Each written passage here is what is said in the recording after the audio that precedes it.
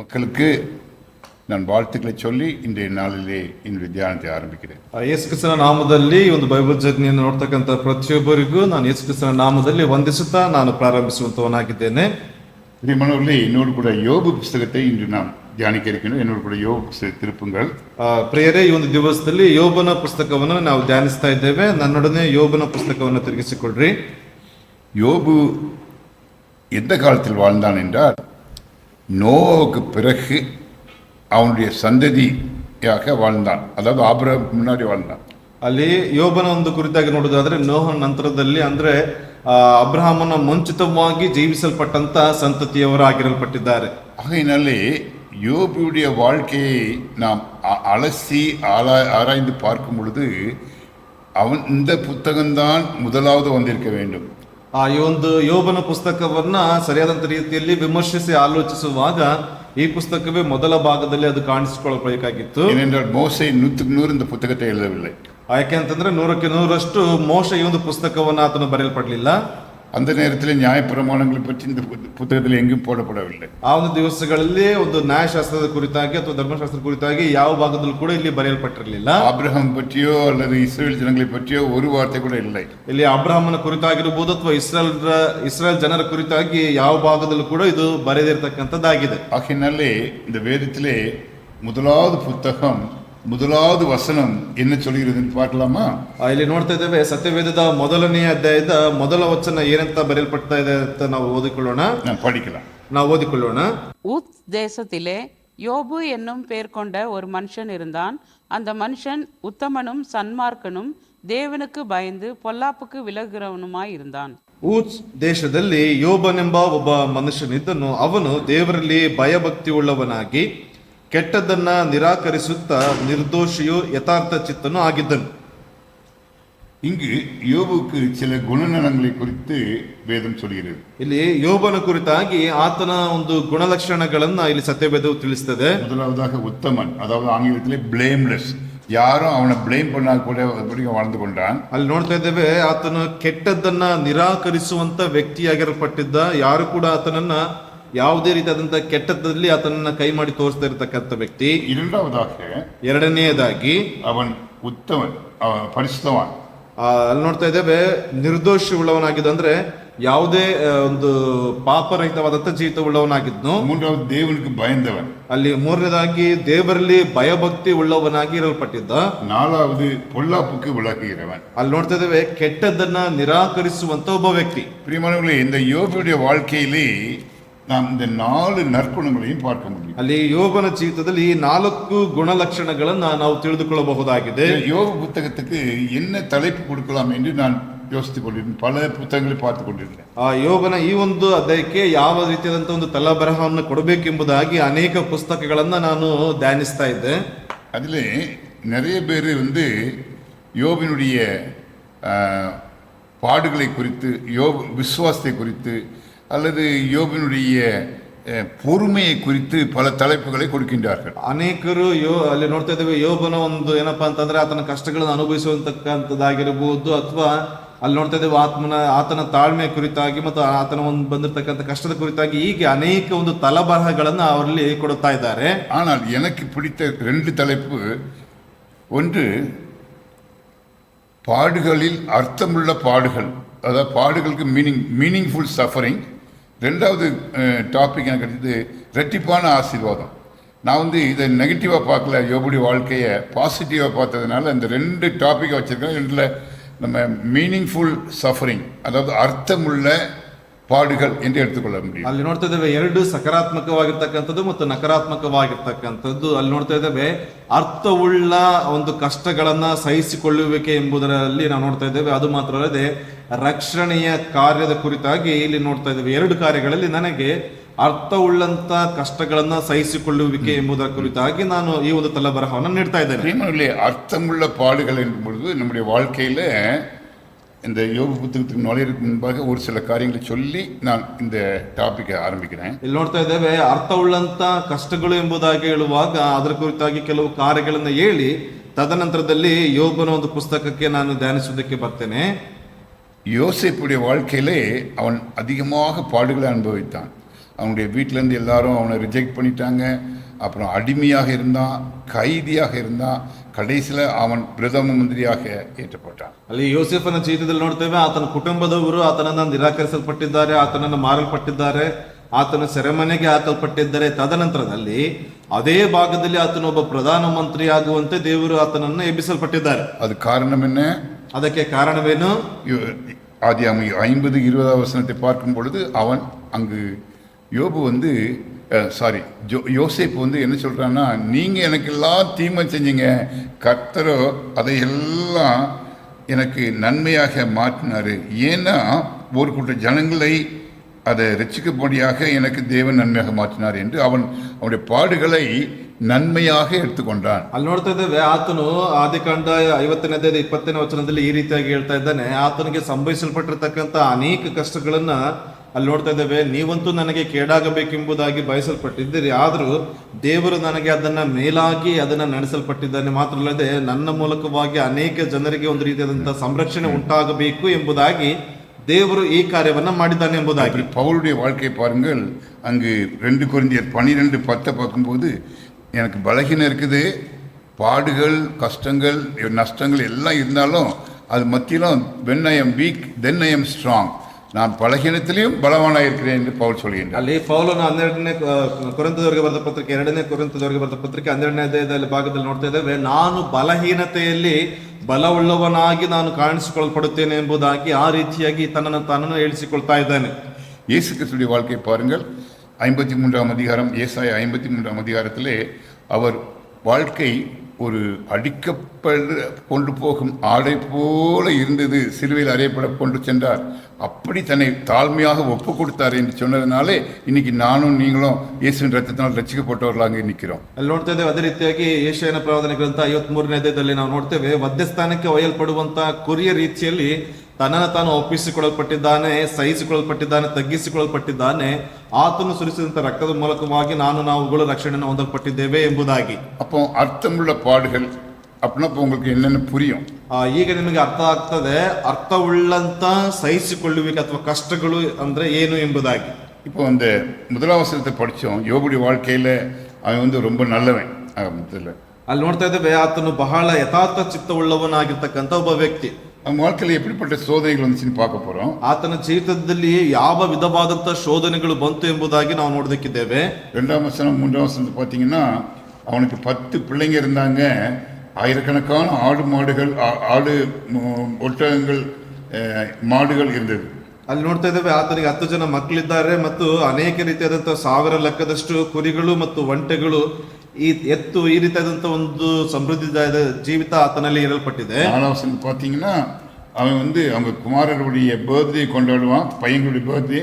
அதுக்கு இந்த மகள்மார எல்லாரும் வருவாங்க, எல்லாரும் உட்கார்ந்து ಸಂತೋಷமாக ಫ್ಯಾಮಿಲಿ ಗೆಟ್ ಟುಗೆದರ್ பண்ணுவாங்க. ಅಲ್ಲಿ ನೋಡ್ತಾ ಇದ್ದೇವೆ, ಆತನ ಮಕ್ಕಳ ಒಂದು ಹುಟ್ಟಿದ ದಿವಸದಂದು ಆತನ ಪ್ರತಿಯೊಬ್ಬ ಕುಟುಂಬ ಸದಸ್ಯರನ್ನ ಬರಮಾಡಿಕೊಳ್ತಾ ಇದ್ದಾನೆ. ಅವರೆಲ್ಲರೂ ಒಂದು ಕೌಟುಂಬಿಕವಾಗಿರ್ತಕ್ಕಂಥ ಒಂದು ಸೇರಲ್ಪಡುವಿಕೆಯ ಜೀವಿತವನ್ನ ಉತ್ತಮ ರೀತಿಯಲ್ಲಿ ನಡೆಸಿಕೊಂಡು ಹೋಗ್ತಾ ಇದ್ದಾರೆ. 5ஆம் வசனத்தை பாருங்க, அவன் என்ன பண்ணுவான்னா, அந்த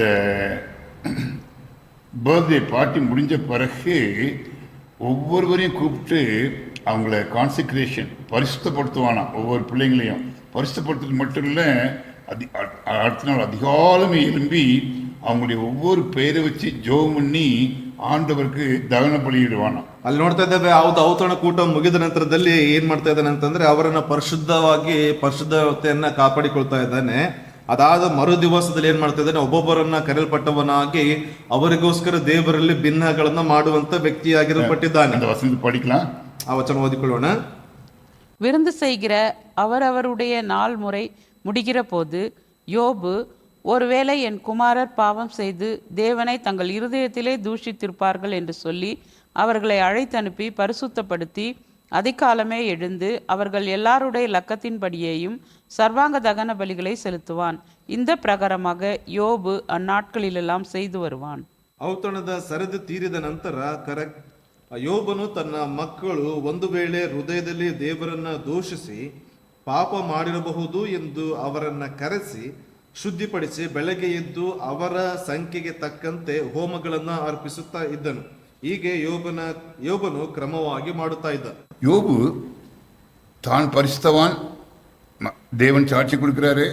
அது மட்டும் இல்லை, மற்றவர்களையும் பரிசுத்தப்படுத்தலாம். விசேஷமாக தன்னுடைய குடும்பத்தை பரிசுத்தமாக வைக்க பாதுகாத்துக் கொள்கின்றான். ಅಲ್ಲಿ ಆತನು ಪರಿಶುದ್ಧನು ಎಂಬುದಾಗಿ ದೇವರಲ್ಲಿ ಸಾಕ್ಷಿಯನ್ನು ಹೇಳ್ತಾ ಇದ್ದಾನೆ. ಅದೇ ರೀತಿಯಾಗಿ ತನ್ನ ಕುಟುಂಬದವರು ಆ ಒಂದು ಪರಿಶುದ್ಧತೆಯನ್ನ ಕಾಪಾಡಿಕೊಳ್ಳಬೇಕು ಎಂಬುದಾಗಿ ಪ್ರಯತ್ನಿಸುವಂತ ಕಾರ್ಯವನ್ನ ಮಾಡ್ತಾನೆ. அவன் அதிகாலமே எழுந்து தன்னுடைய பிள்ளைங்க பேரை வச்சு அவங்களுக்காக ஜெபம் பண்ணி தகன பலியிடுறான்னு சொல்லும்போது எனக்கு ரொம்ப சந்தோஷமாக இருக்கு. ಅಲ್ಲಿ ನೋಡ್ತಾ ಇದ್ದೇವೆ, ಮುಂಜಾನೆ ಆತನ ಏನ್ ಮಾಡ್ತಾ ಇದ್ದಾನೆ, ಅವರ ಸಂಖ್ಯೆಗೆ ಪ್ರಕಾರವಾಗಿ ಹೋಮಗಳನ್ನ ಅರ್ಪಿಸುವುದರ ಮೂಲಕವಾಗಿ ಹೀಗೆ ಪ್ರಾರ್ಥನೆಯನ್ನು ಮಾಡ್ತಾ ಇದ್ದಾನೆ ಎಂಬುದಾಗಿ ನೋಡುವಾಗ ನನಗೆ ಬಹಳ ಸಂತೋಷ ಉಂಟಾಗ್ತಾ ಇದೆ. இந்த மெசேஜை நான் ப்ரிப்பேர் பண்ணிட்டு இருக்கும்போது இன்னைக்கு விடிய காலம் எனக்கு 10 தடவை வாந்தி எடுத்தது. ಇಲ್ಲಿ ನೋಡ್ತಾ ಇದ್ದೇವೆ, ಈ ಒಂದು ಅಧ್ಯಾಯವನ್ನ ನಾನು ಧ್ಯಾನಿಸುವಂತ ಸಂದರ್ಭದಲ್ಲಿ ಒಂದು ಮುಂಚಾನೆ ವೇಳೆ ಸರಿಸುಮಾರು ಒಂದು 10 ಬಾರಿ ಅದನ್ನ ನಾನು ವಾಮಿಟ್ ಮಾಡ್ಕೊಂಡಿದ್ದೆ. ஆனால் கூட நான் விடலை. நான் ஆண்டவரே கண்டிப்பாக நான் இன்னைக்கு போய் பிரசங்கம் பண்ணணும், இன்னொரு 2-3 மணி நேரம் தான் இருக்குது பண்ணணும். நான் விடாப்படியே ஆண்டவர்கிட்ட கேட்கும்போது ஆண்டவர் எனக்கு இந்த பாடுகளின் மத்தியிலும் இன்னைக்கு நான் உங்களோட கூட நிற்கிறேன். ಅಲ್ಲಿ ನೋಡ್ತಾ ಇದ್ದೇವೆ, ಆದ್ರೂ ಕೂಡ ನಾನು ಬಿಡದೇನೆ ಇನ್ನು 2 ಗಂಟೆಗಳು ಕಾಲಾವಕಾಶ ಇದೆ, ದೇವ್ರೆ ಹೇಗಾದ್ರೂ ನಾನು ಮಾಡಿ ಇದನ್ನು ಬಿಡದೇನೆ ಖಂಡಿತವಾಗಿ ಈ ಒಂದು ಕಾರ್ಯಗಳನ್ನ ಮಾಡಬೇಕು ಎಂಬುದಾಗಿ ಹೇಳಿದ ನಂತರದಲ್ಲಿ ಆ ಒಂದು ಏನಪ್ಪಾ ಅಂತಂದ್ರೆ ಕಷ್ಟಗಳ ನಡುವೆ ದೇವರು ಈ ರೀತಿಯಂತ ವಿಷಯಗಳನ್ನು ನಡೆಸ್ತಾ ಇದ್ದಾನೆ. நான் என்ன சொல்ல வரேன்னா, நம்முடைய பாடுகளை அதை அர்த்தமுள்ள பாடுகளாக நீங்களும் நானும் மாற்றி கொண்டோம்னா தேவனுக்கு பிரியமாக அது இருக்கும்.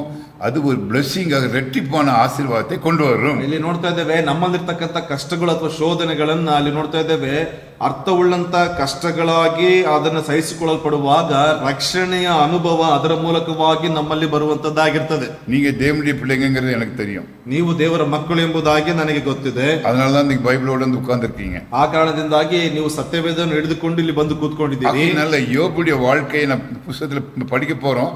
இதை உங்க வாழ்க்கையில நீங்க அப்ளை பண்ணும்போது நிறைய சோதனைகளை நீங்க அதை கீழே போட்டு காலில் போட்டு மிதிப்பீங்க.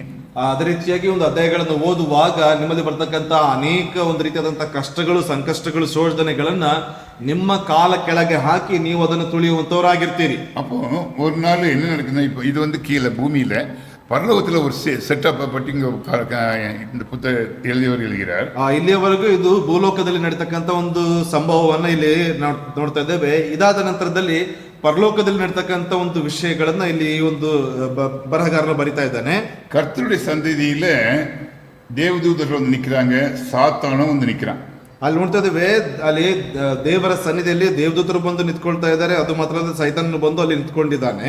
அப்போ கர்த்தர் வந்து சாத்தானை பார்த்து என்ன கேட்கிறாருன்னா, நீ எங்கிருந்து வாரப்பா, பூமி எங்கும் எங்கிருந்து வாரன்னு கேட்கிறாரு. அதுக்கு அவன் பதில் என்னன்னா, சாத்தானுடைய பதில், நான் பூமி எங்கும் சுற்றி திரிந்து வருகிறேன்.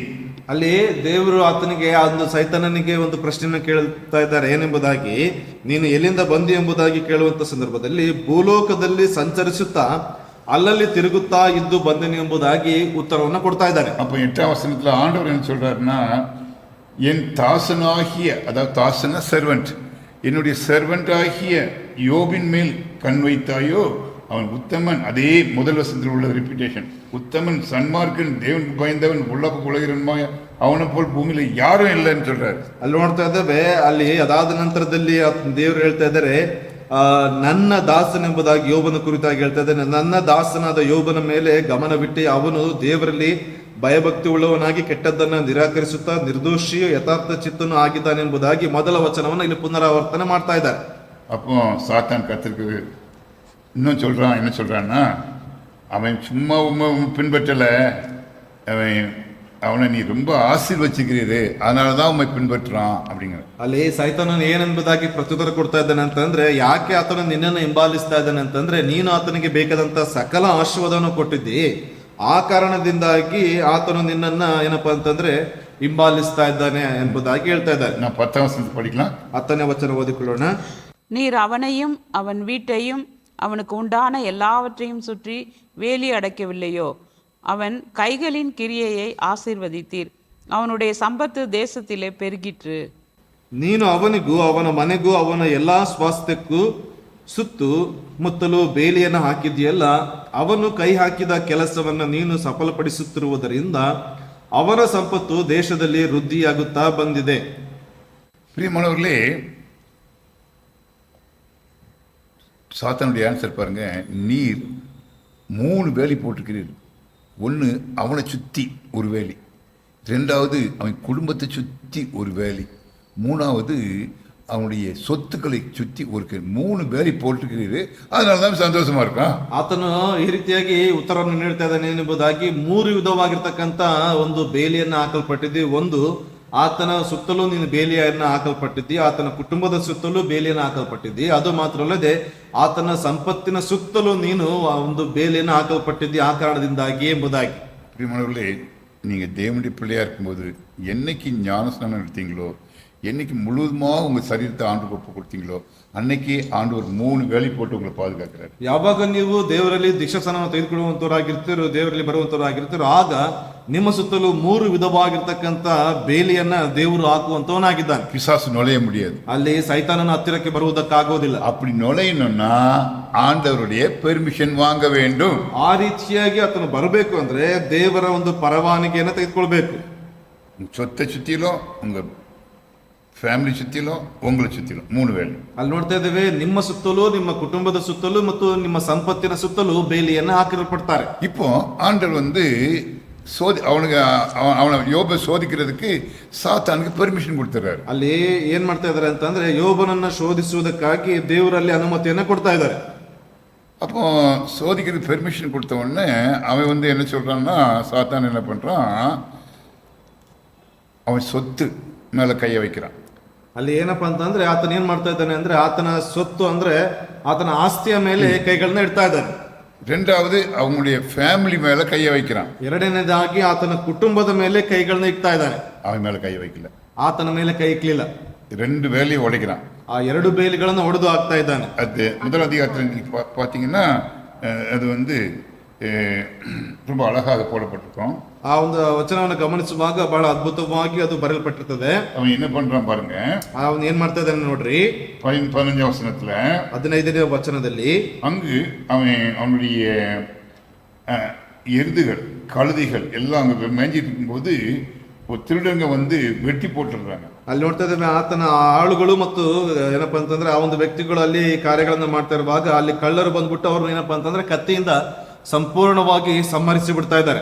அப்புறம் அதே மாதிரி இன்னொரு வேலைக்காரன் சொல்றான், ஆண்டவரே, ஆடுகள்லாம் மேய்ஞ்சிட்டு இருக்கும்போது மேல இருந்து தீ விழுந்து இயற்கையாவே எல்லா ஆடுகளும் செத்து போச்சு, நான் மட்டும் ஓடி வரேங்கிறான். ಅಲ್ಲಿ ಇನ್ನೊಬ್ಬನು ಬಂದು ಹೇಳ್ತಾ ಇದ್ದಾನೆ, ಅಲ್ಲಿ ಏನಪ್ಪಾ ಅಂತಂದ್ರೆ ಕುರಿಗಳು, ದನ ಕುರಿಗಳು ಅಲ್ಲಿ ಮೇಯುವಂತಹ ಸಂದರ್ಭದಲ್ಲಿ ದೇವರ ಬೆಂಕಿ ಆಕಾಶದಿಂದ ಬಿದ್ದು ಸಂಪೂರ್ಣವಾಗಿ ಎಲ್ಲವನ್ನ ದಹಿಸಿ ಬಿಟ್ಟಿದೆ, ನಾನೊಬ್ಬನೇ ಉಳಿದುಕೊಂಡು ಬಂದಿದ್ದೇನೆ ಎಂಬುದಾಗಿ ಹೇಳ್ತಾ ಇದ್ದಾನೆ. 17 வருஷத்துல இன்னொருத்தன் ஓடி வரான். இன்னொருத்தன் ஓடி வந்து என்ன சொல்றான்னா, ஒட்டகங்களாம் நாங்கள் மேய்ச்சிட்டு இருந்தோம், அப்போ திருடங்க திருடிட்டு போயிட்டாங்க அவ்வளோத்தையும். ಇನ್ನೊಬ್ಬನು ಹೇಳ್ತಾ ಇದ್ದಾನೆ, ನಾವು ಒಂಟೆಗಳನ್ನ ಮೇಯಿಸಿಕೊಂಡು ಅಲ್ಲಿ ಕಾರ್ಯಗಳನ್ನ ಮಾಡ್ತಾ ಇದ್ವಿ, ಆದ್ರೆ ಕೆಲವು ಗುಂಪು ಬಂದು ಆ ಒಂದು ಒಂಟೆಗಳನ್ನೆಲ್ಲ ಏನಪ್ಪಾ ಅಂತಂದ್ರೆ ಅವರು ಸೋಲೆ ಮಾಡಿಕೊಂಡು ಹೋಗಿರಲ್ಪಟ್ಟಿದ್ದಾರೆ ಎಂಬುದಾಗಿ. ಪ್ರಿಯಮಾನವர்களே, ಎಲ್ಲ ಲಾಸ್, சொத்து எல்லாம் லாஸ். ಅಲ್ಲಿ ಸಂಪೂರ್ಣವಾಗಿ ತನ್ನ ಆಸ್ತಿ ಎಲ್ಲ ಅದೇನಾಗ್ತದೆ ಅಂತಂದ್ರೆ ನಾಶವಾಗಿ ಹೋಗಲ್ಪಟ್ಟಿದೆ. அப்புறம் இன்னொருத்தன் வரான். ಆಗ ಇನ್ನೊಬ್ಬನು ಬರ್ತಾ ಇದ್ದಾನೆ, என்ன சொல்றான், உங்க பிள்ளைங்கள்லாம் பர்த்டே கொண்டாடிட்டு இருக்கும்போது அங்க பில்டிங் இடிஞ்சு விழுந்து எல்லா பிள்ளைங்க 10 பிள்ளைங்களும் செத்து போயிட்டாங்கன்னு சொல்றான். ಇನ್ನೊಬ್ಬನು ಬಂದು ಹೇಳ್ತಾ ಇದ್ದಾನೆ, ನೀನು ಏನಪ್ಪಾ ಅಂತಂದ್ರೆ ಅವರು ಒಂದು ಔತಣಕೂಟವನ್ನು ಮಾಡ್ತಾ ಇರುವಂತ ಸಂದರ್ಭದಲ್ಲಿ ಆ ಒಂದು ಅರಮನೆಯ ಏನಪ್ಪಾ ಅಂತಂದ್ರೆ ಒಂದು ಮೇಲಂತಸ್ತು ಅವರ ಮೇಲೆ ಬಿದ್ದು ಅವರು ಸಂಪೂರ್ಣವಾಗಿ ಅಲ್ಲಿ ಮರಣವನ್ನು ಹೊಂದಲ್ಪಟ್ಟಿದ್ದಾರೆ ಎಂಬುದಾಗಿ ಹೇಳ್ತಾ ಇದ್ದಾರೆ. அப்போ அவனுடைய ஃபேமிலிலையும் சாத்தான் கை வச்சுட்டான். ಆತನ ಕುಟುಂಬದ ಮೇಲೆ ಕೂಡ ಸೈತಾನನ್ನು ಕೈಯನ್ನು ಇಡಲ್ಪಟ್ಟಿದ್ದಾನೆ. அப்போ யோபு என்ன பண்றான் பாருங்க. ಆಗ ಯೋಬನು ಏನ್ ಮಾಡ್ತಾ ಇದ್ದಾನೆ ಗಮನಿಸ್ರಿ. இவ்வளவு பேட் நியூஸ் வந்த பிறகு சொத்தும் போயிட்டு, ஃபேமிலியும் போயிட்டு, மனைவி மட்டும் உயிரோடு இருக்கிறா. இந்த மாதிரி ಸಿಚುವೇಶನ್ ಅವನ್ ಯೋಬು என்ன பண்ணினான். ಇಲ್ಲಿ ನೋಡ್ತಾ ಇದ್ದೇವೆ, ಆತನ ಆಸ್ತಿ ಎಲ್ಲ ಹೋಗಲ್ಪಟ್ಟಿದೆ, ಮಕ್ಕಳೆಲ್ಲ ಮರಣ ಹೊಂದಲ್ಪಟ್ಟಿದ್ದಾರೆ. ಅಲ್ಲಿ ನೋಡ್ತಾ ಇದ್ದೇವೆ, ಹೆಂಡತಿ ಮಾತ್ರ ಉಳಿದುಕೊಳ್ಳಲ್ಪಟ್ಟಿದ್ದಾಳೆ. ಈ ರೀತಿಯಾದಂತಹ ಪರಿಸ್ಥಿತಿಯಲ್ಲಿ ಆತನು ಏನ್ ಮಾಡಿದ್ದಾನೆ ಗಮನಿಸ್ರಿ. அப்போ 20, 21, 22 3 வசனங்களை படிக்கலாம். முக்கியமான வசனங்கள். முக்கியವಾಗಿರ್ತಕ್ಕಂಥ ವಚನ 20, 21, 22ನೇ ವಚನವನ್ನ ನಾವು ಓದಿಕೊಳ್ಳೋಣ. அப்பொழுது யோபு எழுந்திருந்து தன் சால்வையை கிழித்து தன் தலையை சிரைத்து தரையிலே விழுந்து பணிந்து, நிர்வாணியா என் தாயின் கற்பத்திலிருந்து வந்தேன், நிர்வாணியாய் அவ்விடத்துக்கு திரும்புவேன். கர்த்தர் கொடுத்தார், கர்த்தர் எடுத்தார், கர்த்தருடைய நாமத்துக்கு ஸ்தோத்திரம் என்றான். இவை எல்லாவற்றிலும் யோபு பாவம் செய்யவும் இல்லை, தேவனை பற்றி குறை சொல்லவும் இல்லை.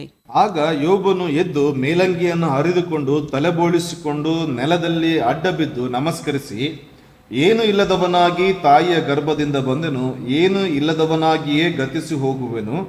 ಯೆಹೋವನೇ ಕೊಟ್ಟನು, ಯೆಹೋವನೇ ತೆಗೆದುಕೊಂಡನು, ಯೆಹೋವನ ನಾಮಕ್ಕೆ ಸ್ತೋತ್ರವಾಗಲಿ ಎಂದು ಹೇಳಿದನು.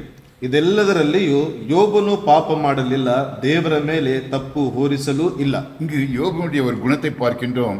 இஸ் அ வர்ஷிப்பர், தேவனை உயர்த்துபவர். ಅಲ್ಲಿ ಯೋಬನ ಕುರಿತಾಗಿ ಗಮನಿಸುವಾಗ ಆತನು ದೇವರನ್ನ ಸ್ತುತಿ ಮಾಡುವಂತ, ಆರಾಧನೆಯನ್ನ ಮಾಡುವಂತ ಒಬ್ಬ ವ್ಯಕ್ತಿ. நான் நிர்வாணமா வந்தேன், நிர்வாணம் போகிறேன், கர்த்தர் கொடுத்தார், கர்த்தர் எடுத்தார், கர்த்தருக்கு ஸ்தோத்திரம். ಅಲ್ಲಿ ನಾನು ಏನು ಇಲ್ಲದವನಾಗಿ ಬರಲ್ಪಟ್ಟಿದ್ದೇನೆ, ಏನು ಇಲ್ಲದವನಾಗಿ ನಾನು ಹೋಗ್ತೇನೆ, ಗತಿಸಿ ಹೋಗ್ತೇನೆ, ದೇವರು ಕೊಟ್ಟಿದ್ದಾನೆ, ದೇವರ ನಾಮಕ್ಕೆ ಸ್ತೋತ್ರವಾಗಲಿ. பிரியமானவர்களே, இந்த குணம் நமக்கு வேணும்னு தேவன் எதிர்பார்க்கிறார். ಈ ಗುಣಲಕ್ಷಣಗಳು ನಮಗೆ ಬೇಕು ಎಂಬುದಾಗಿ ದೇವರು ಎದುರು ನೋಡ್ತಾ ಇದ್ದಾರೆ. அப்புறம் முக்கியமானது என்னன்னா, தேவனை அவன் குறை சொல்லவில்லை. ಅಲ್ಲಿ ಮುಖ್ಯವಾಗಿರ್ತಕ್ಕಂಥದ್ದನ್ನ ಗಮನಿಸುವಾಗ ದೇವರ ಮೇಲೆ ತಪ್ಪು ಹೋರಿಸಲೇ ಇಲ್ಲ. இன்னைக்கு உங்க வாழ்க்கையில, என்னுடைய வாழ்க்கையில சில பிரச்சனைகளை கர்த்தர் அனுமதிக்கும் போது உடனே கடவுள் ஏன் கண்ணை மூடிக்கிட்டாரு இன்னைக்கு கூட நம்ம சொல்றோம். ನಮ್ಮ ಜೀವಿತದಲ್ಲಿ ಕೆಲವು ಘಟನೆಗಳು ಸಂಭವಿಸುವಂತ ಸಂದರ್ಭದಲ್ಲಿ ನಾವು ಹೇಳ್ತೇವೆ, ದೇವರು ಯಾಕೆ ಕಣ್ಣು ಮುಚ್ಚಿಕೊಳ್ಳಲ್ಪಟ್ಟಿದ್ದಾರೆ ಎಂಬುದಾಗಿ. அது கர்த்தருடைய நாமத்துக்கு ஸ்தோத்திரம் அப்படின்னு நம்ம சொல்ல மாட்டேங்கிறோம். ಅಲ್ಲಿ ಯೆಹೋವನ ನಾಮಕ್ಕೆ ಸ್ತೋತ್ರ ಎಂಬುದಾಗಿ ನಾವು ಹೇಳುವುದಿಲ್ಲ.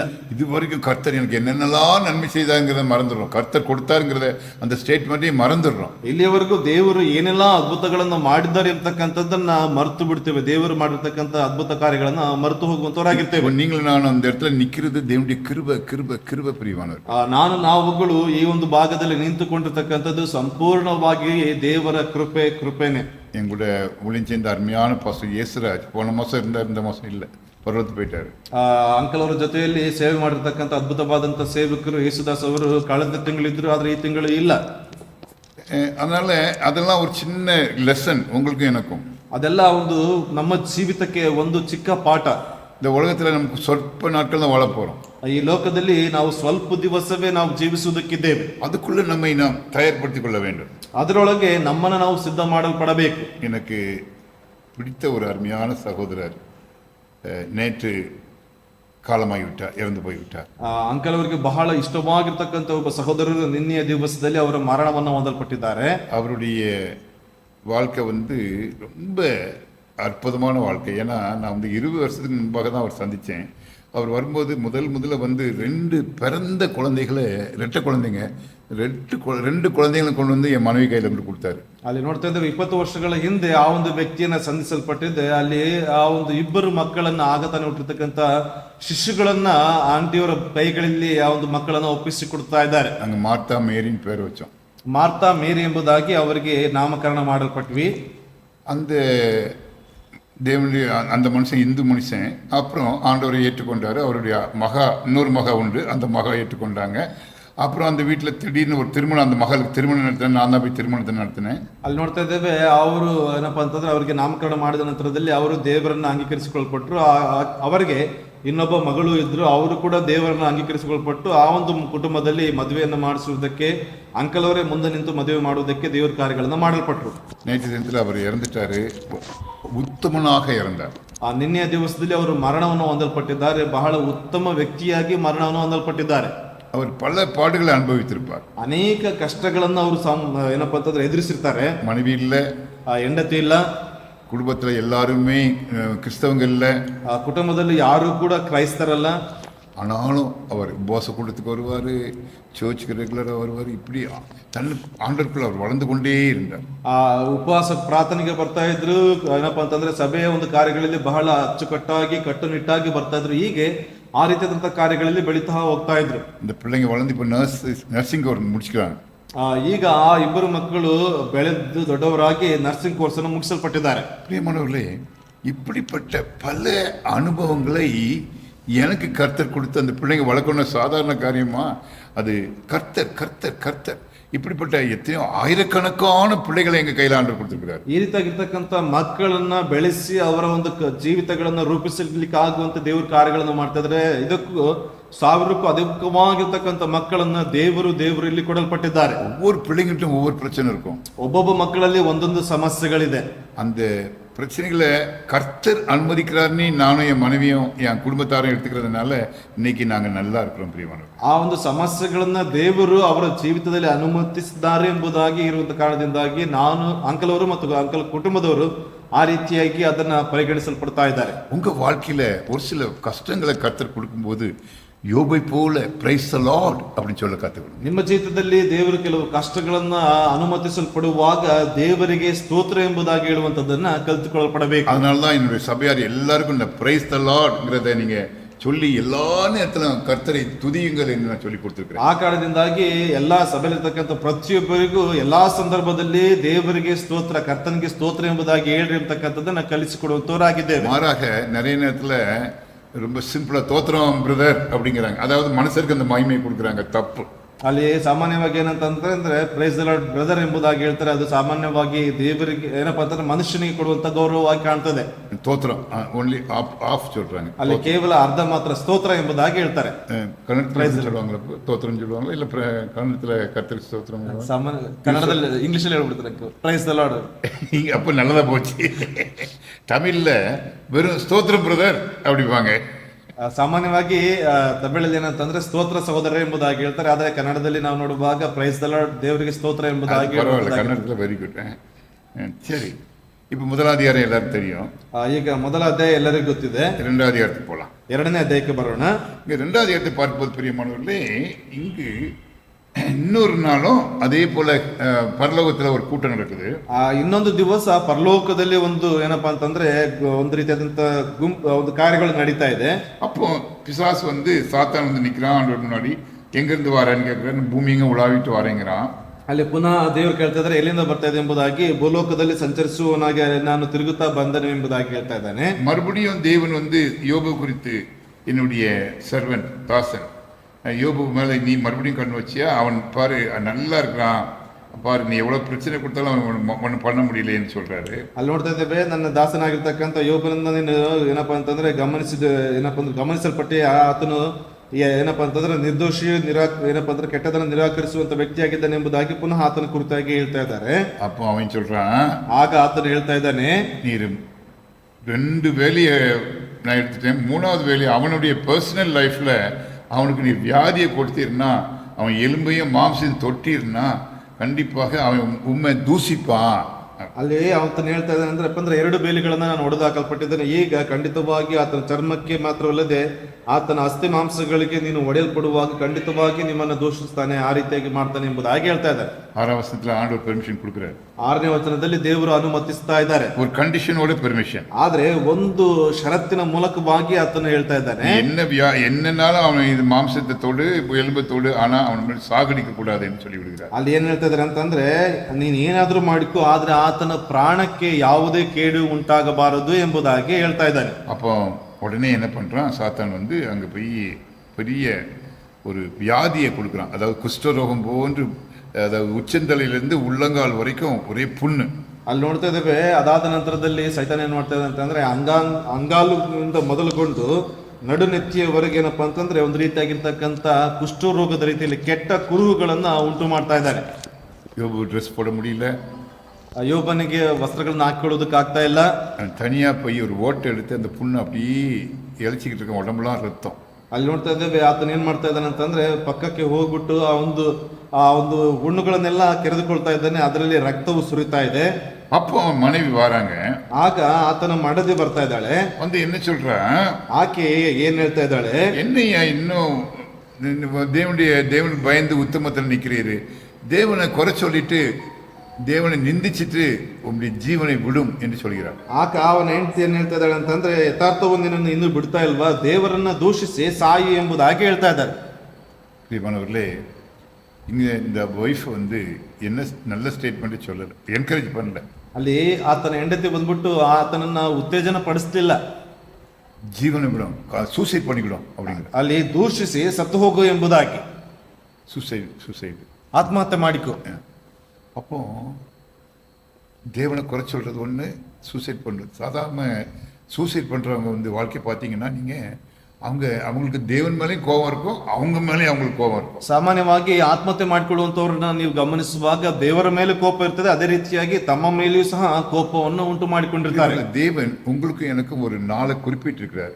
ಆ ದೇವರು ನಿಮಗೂ ನಮಗೂ ಒಂದು ದಿವಸಗಳನ್ನ ಗುರ್ತು ಮಾಡಲ್ಪಟ್ಟಿದ್ದಾರೆ. நம்ம வாழ்ந்து மற்றவர்கள் ஆசீர்வாதமா இருக்கணும்ங்கிறதான் தேவனுடைய திட்டம். ನಾವು ಜೀವಿಸಲ್ಪಟ್ಟವರಾಗಿ ಇತರರಿಗೆ ಆಶೀರ್ವಾದದಾಯಕರಾಗಿರಲ್ಪಡಬೇಕು ಎಂಬುದಾಗಿ ದೇವರ ಒಂದು ನೋಟ. ஆனா இந்த சூசைட் பண்றவங்க அவங்க வாழ்க்கையை அவங்களே முடிச்சுக்கிறாங்க. ಅಲ್ಲಿ ಆದ್ರೆ ಆತ್ಮಹತ್ಯೆ ಮಾಡಿಕೊಳ್ತಕ್ಕಂಥವ್ರು ಅವರ ಜೀವಿತವನ್ನ ಅವರೇ ಅಂತ ಮಾಡಿಕೊಳ್ತಾ ಇದ್ದಾರೆ. இந்த அம்மா யோபுடைய மனைவி அவருடைய புண்ணுல அவருடைய வேதனையில இன்னும் வேதனையை கொடுக்குறாங்க. ಇಲ್ಲಿ ನೋಡ್ತಾ ಇದ್ದೇವೆ ಆತನಿಗೆ ಅನೇಕ ವೇದನೆ ಇದೆ, ಆ ಒಂದು ಕುರುಹುಗಳಿಂದಾಗಿರ್ತಕ್ಕಂಥ ನೋವುಗಳು ಉಂಟಾಗ್ತಾ ಇದೆ. ಆ ನೋವುಗಳ ಮಧ್ಯದಲ್ಲೂ ಸಹ ನೋವನ್ನು ಉಂಟು ಮಾಡ್ತಾ ಇದ್ದಾಳೆ. அப்போ அவர் என்ன பதில் சொன்னார் தெரியுமா? ಆಗ ಆತನು ಏನೆಂಬುದಾಗಿ ಪ್ರತ್ಯುತ್ತರ ಕೊಡ್ತಾ ಇದ್ದಾನೆ ಗೊತ್ತಾ? 10 வசனம் படிக்கலாம். 2 வசனம். 2ನೇ ಅಧ್ಯಾಯ 10ನೇ ವಚನ ಓದಿಕೊಳ್ಳೋಣ. அதற்கு அவன், நீ பைத்தியக்காரி பேசுகிறது போல பேசுகிறாய். தேவன் கையிலே நன்மையை பெற்ற நாம் தீமையையும் பெற வேண்டாமோ என்றான். இவைகள் எல்லாவற்றிலும் யோபு தன் உதடுகளினால் பாவம் செய்யவில்லை.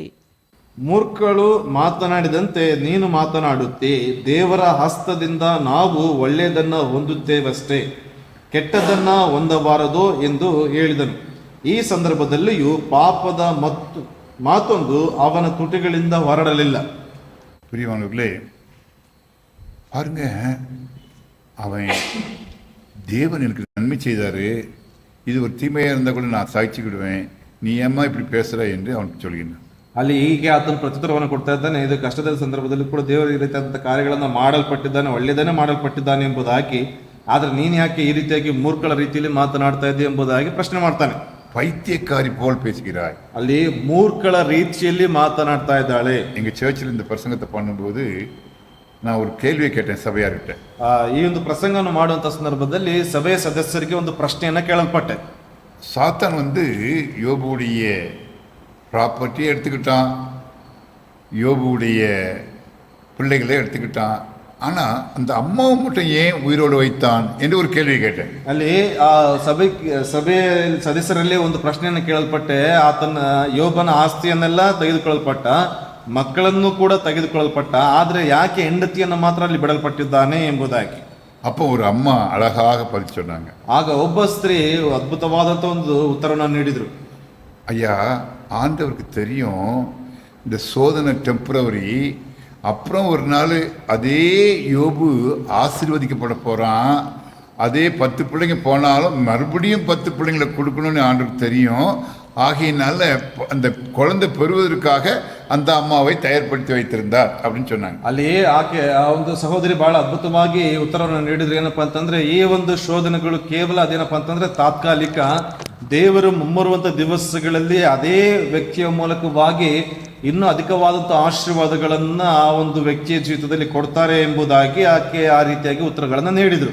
அப்படி கொடுக்கணும்னா இந்த அம்மா உயிரோடு இருந்தாதான் இந்த அம்மா குழந்தை பெற்று கொடுக்க முடியும்ங்கிறதுக்காக அப்படி. ಅಲ್ಲಿ ನೋಡ್ತಾ ಇದ್ದೇವೆ, ಈಕೆ ಅಲ್ಲಿ ಜೀವದಿಂದ ಇದ್ದ ಮಾತ್ರವೇ ಆಕೆಯ ಮೂಲಕವಾಗಿ ಮಕ್ಕಳನ್ನ ಹೇರುವುದಕ್ಕೆ ಆಗ್ತದೆ ಎಂಬುದಾಗಿ. எனக்கு ரொம்ப சந்தோஷமா இருந்தது. ಅಂಕಲ್ ಅವರಿಗೆ ತುಂಬಾ ಸಂತೋಷವಾಯ್ತು. எந்த கமெண்ட்ரி, நான் நிறைய கமெண்ட்ரி படித்தேன், எந்த கமெண்ட்ரிலையுமே இந்த மாதிரி ஒரு சாதாரணமான ஒரு வார்த்தை இல்லை. ஆனால் அது உண்மையாகவே பரிசுத்த ஆவியானுடைய கிருபை. ಅನೇಕ ಒಂದು ಏನಪ್ಪಾ ಅಂತಂದ್ರೆ ಕಾಮೆಂಟ್ರಿಗಳನ್ನ ಪುಸ್ತಕಗಳನ್ನು ಓದುವಾಗಲೂ ಸಹ ಈ ರೀತಿಯಾದಂಥ ಒಂದು ಕಾರ್ಯಗಳು ಎಲ್ಲಿಯೂ ಬರಲಿಲ್ಲ. ಆದ್ರೆ ಸಾಮಾನ್ಯವಾಗಿರ್ತಕ್ಕಂಥ ಒಂದು ಭಾಷೆಗಳಲ್ಲಿ ಪರಿಶುದ್ಧಾತ್ಮನು ಅವರ ಮೂಲಕವಾಗಿ ತಿಳಿಸಲ್ಪಟ್ಟಿದ್ದಾನೆ ಎಂಬುದಾಗಿ. பிரியமானவர்களே, தேவன் நம்முடைய வாழ்க்கையில பல பின்னாடி நடக்கிற காரியங்களை நமக்கு சொல்லிக் கொடுக்க மாட்டார். ದೇವರು ನಮ್ಮ ಜೀವಿತದಲ್ಲಿ ನಮ್ಮ ಹಿಂಭಾಗದಲ್ಲಿ ನಡೀತಕ್ಕಂಥ ಅನೇಕ ವಿಷಯಗಳನ್ನ ಹೇಳಿಕೊಡುವುದಿಲ್ಲ. அது எல்லாமே சீக்ரெட்டா தான் வச்சிருப்பாரு. ಅದೆಲ್ಲವೂ ಕೂಡ ರಹಸ್ಯವಾಗಿಯೇ ಇರಲ್ಪಡ್ತದೆ. ஆனா ஒண்ணு எல்லாம் நன்மைக்காக தான் நடக்க போகுதுங்கிறது நாம் புரிந்து கொள்ள வேண்டும். ಆದ್ರೆ ಒಂದನ್ನು ಅರ್ಥ ಮಾಡ್ಕೊಳ್ಬೇಕು, ಎಲ್ಲದ್ದು ಒಳ್ಳೆಯದಕ್ಕಾಗಿ ಉತ್ತಮವಾಗಿ ಅದು ನಡೆಯಲ್ಪಡುತ್ತದೆ ಎಂಬುದಾಗಿ. ரோமர் 8:28 ರೋಮಪುರದವರಿಗೆ 8ನೇ ಅಧ್ಯಾಯ 28ನೇ ವಚನ படிப்பா.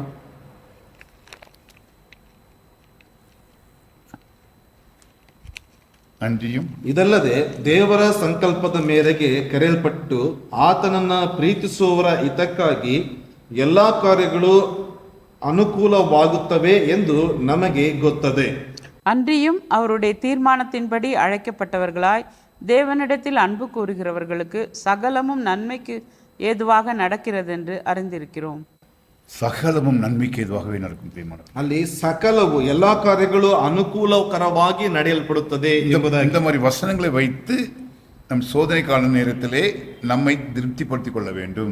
ಈ ರೀತಿಯಾದಂತಹ ವಚನಗಳ ಮೂಲಕವಾಗಿ ಶೋಧನೆಗಳ ಸಂದರ್ಭದಲ್ಲಿ ನಮ್ಮನ್ನು ನಾವು ತೃಪ್ತಿಪಡಿಸಿಕೊಳ್ಳಬೇಕು. ஆண்டவரே, யோபுக்கு சோதனை கொடுத்தீர், யோசேப்புக்கு சோதனை கொடுத்தீர், பவுலுக்கு கொடுத்தீர், இயேசு உமக்கே சோதனை இருந்தது.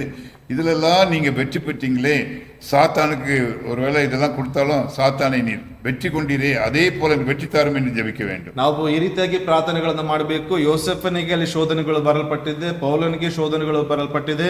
ಅದು ಮಾತ್ರ ಅಲ್ಲದೆ ನಿಮಗೆ ಶೋಧನೆಗಳನ್ನ ನೀವು ಜಯಿಸಲ್ಪಟ್ಟವರಾಗಿ ಕಾಣಿಸಿಕೊಳ್ಳಲ್ಪಟ್ಟಿದ್ದೀರಿ. ಅದೇ ರೀತಿಯಾಗಿ ಶೋಧನೆಗಳನ್ನ ಜಯಿಸಿಕೊಳ್ಳುವಂತ ಒಂದು ಕಾರ್ಯಗಳನ್ನ, ಆಶೀರ್ವಾದಗಳನ್ನ ನಮಗೂ ಕೂಡ ದಯಪಾಲಿಸಿರಿ ಎಂಬುದಾಗಿ ಪ್ರಾರ್ಥಿಸಬೇಕು. நம்முடைய சோதனை நேரத்திலே நம்முடைய குடும்பத்தார் விட்டு விடுவார்கள், நம்முடைய ஃபேமிலியில் எல்லாருமே விட்டுருவாங்க, நம்முடைய ஃப்ரெண்ட்ஸு விட்டுருவாங்க.